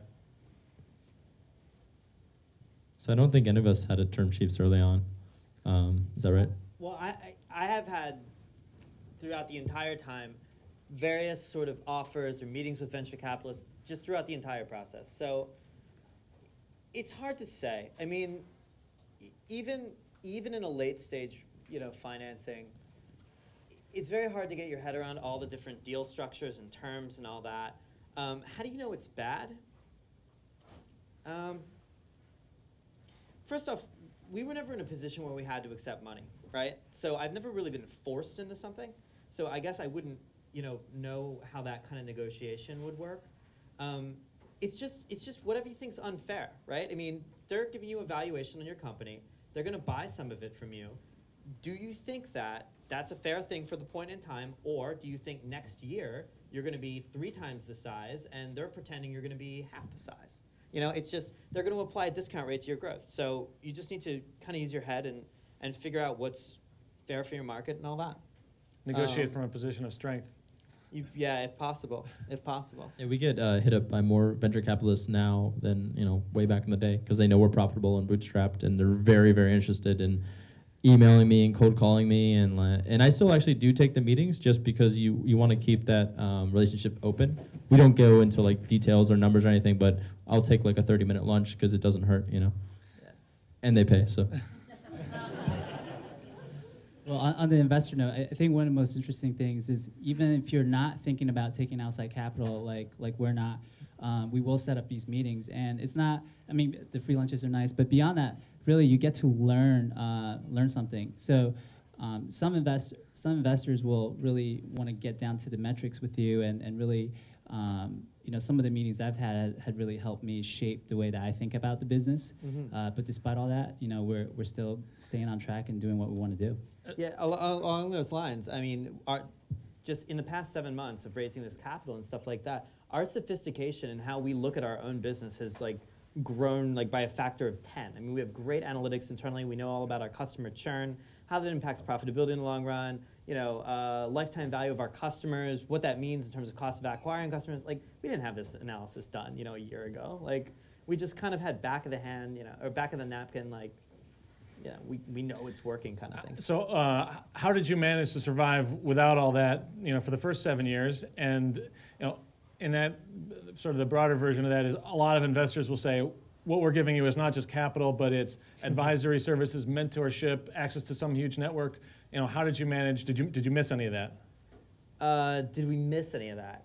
I always had good advisors around. There were always enough people interested in business where I could bounce ideas off of them.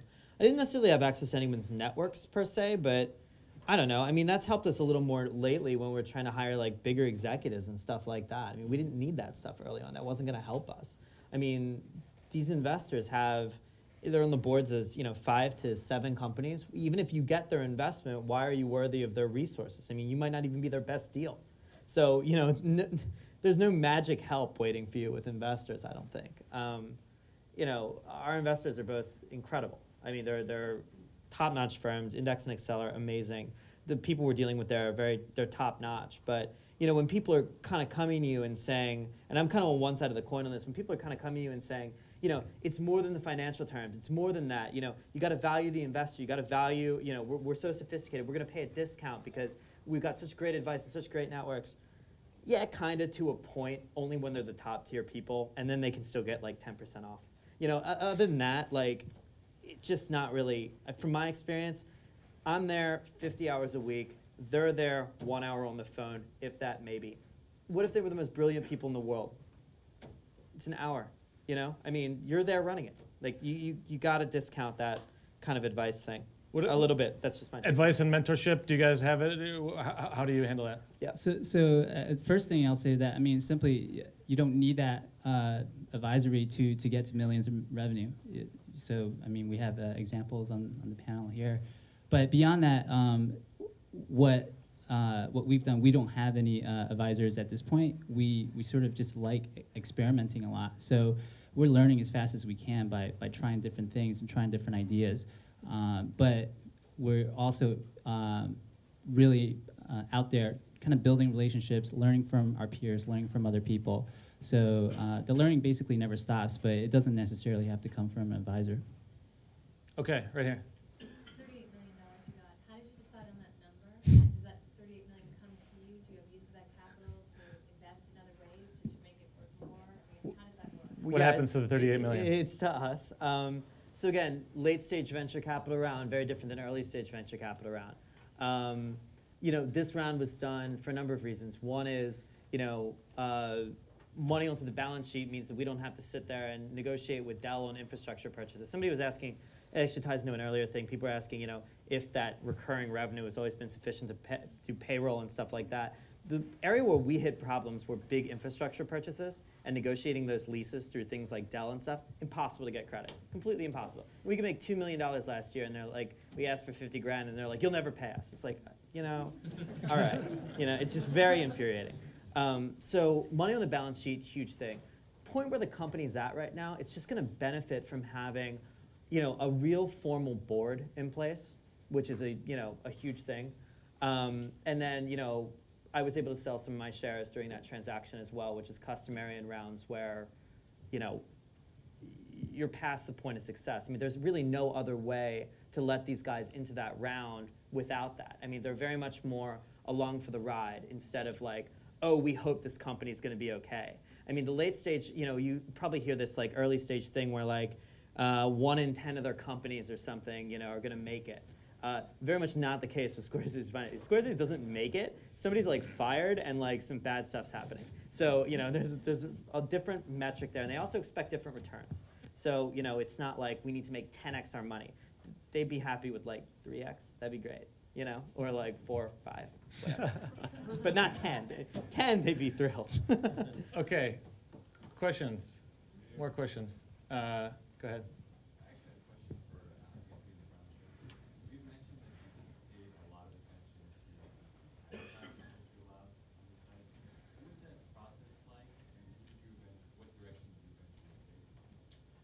Well, the process starts with you look around the line and you see that everyone promises you a ton of money, and then you notice that some of the people who promised you a lot of money do not bring you the money, or possibly put really bad ads on the site. So there's definitely some trial and error.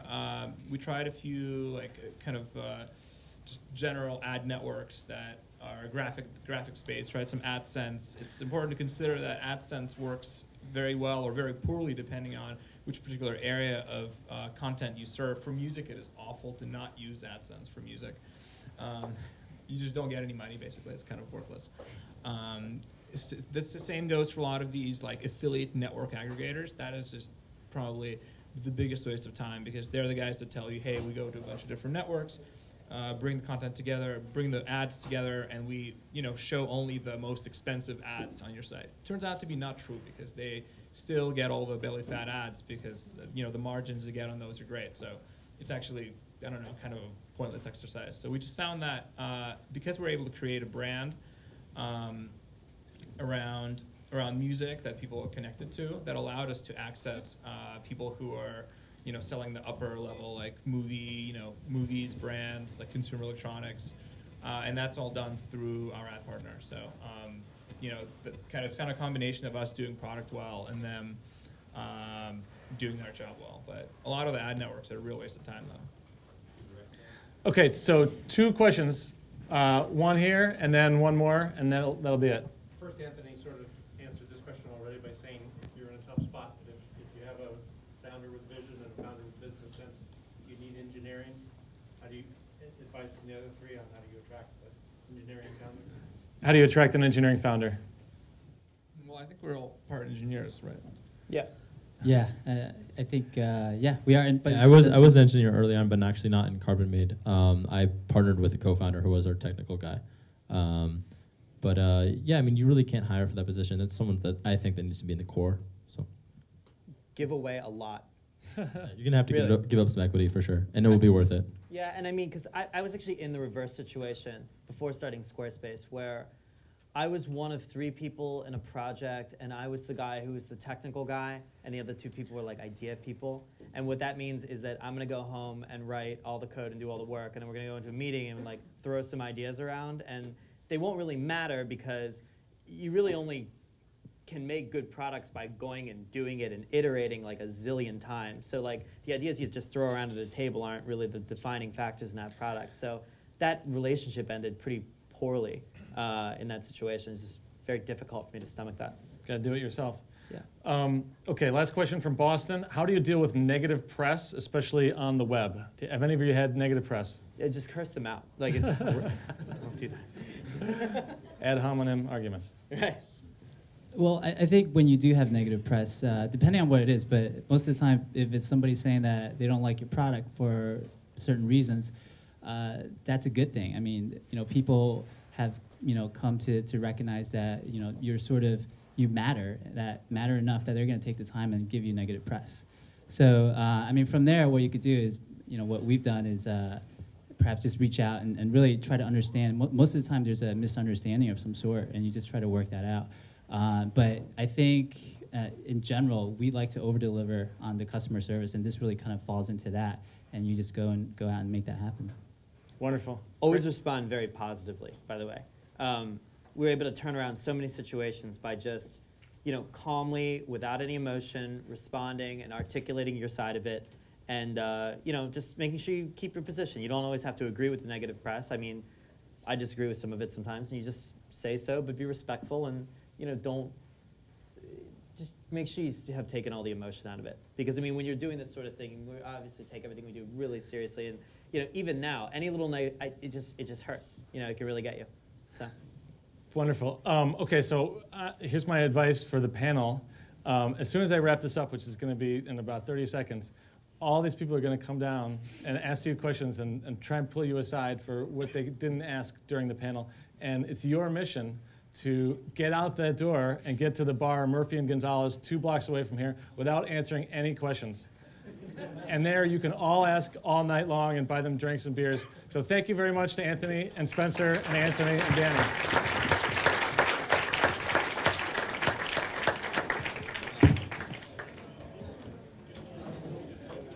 Well done, guys. Beautiful. Kick ass, man. Awesome. So see if you can make it over to Murphy.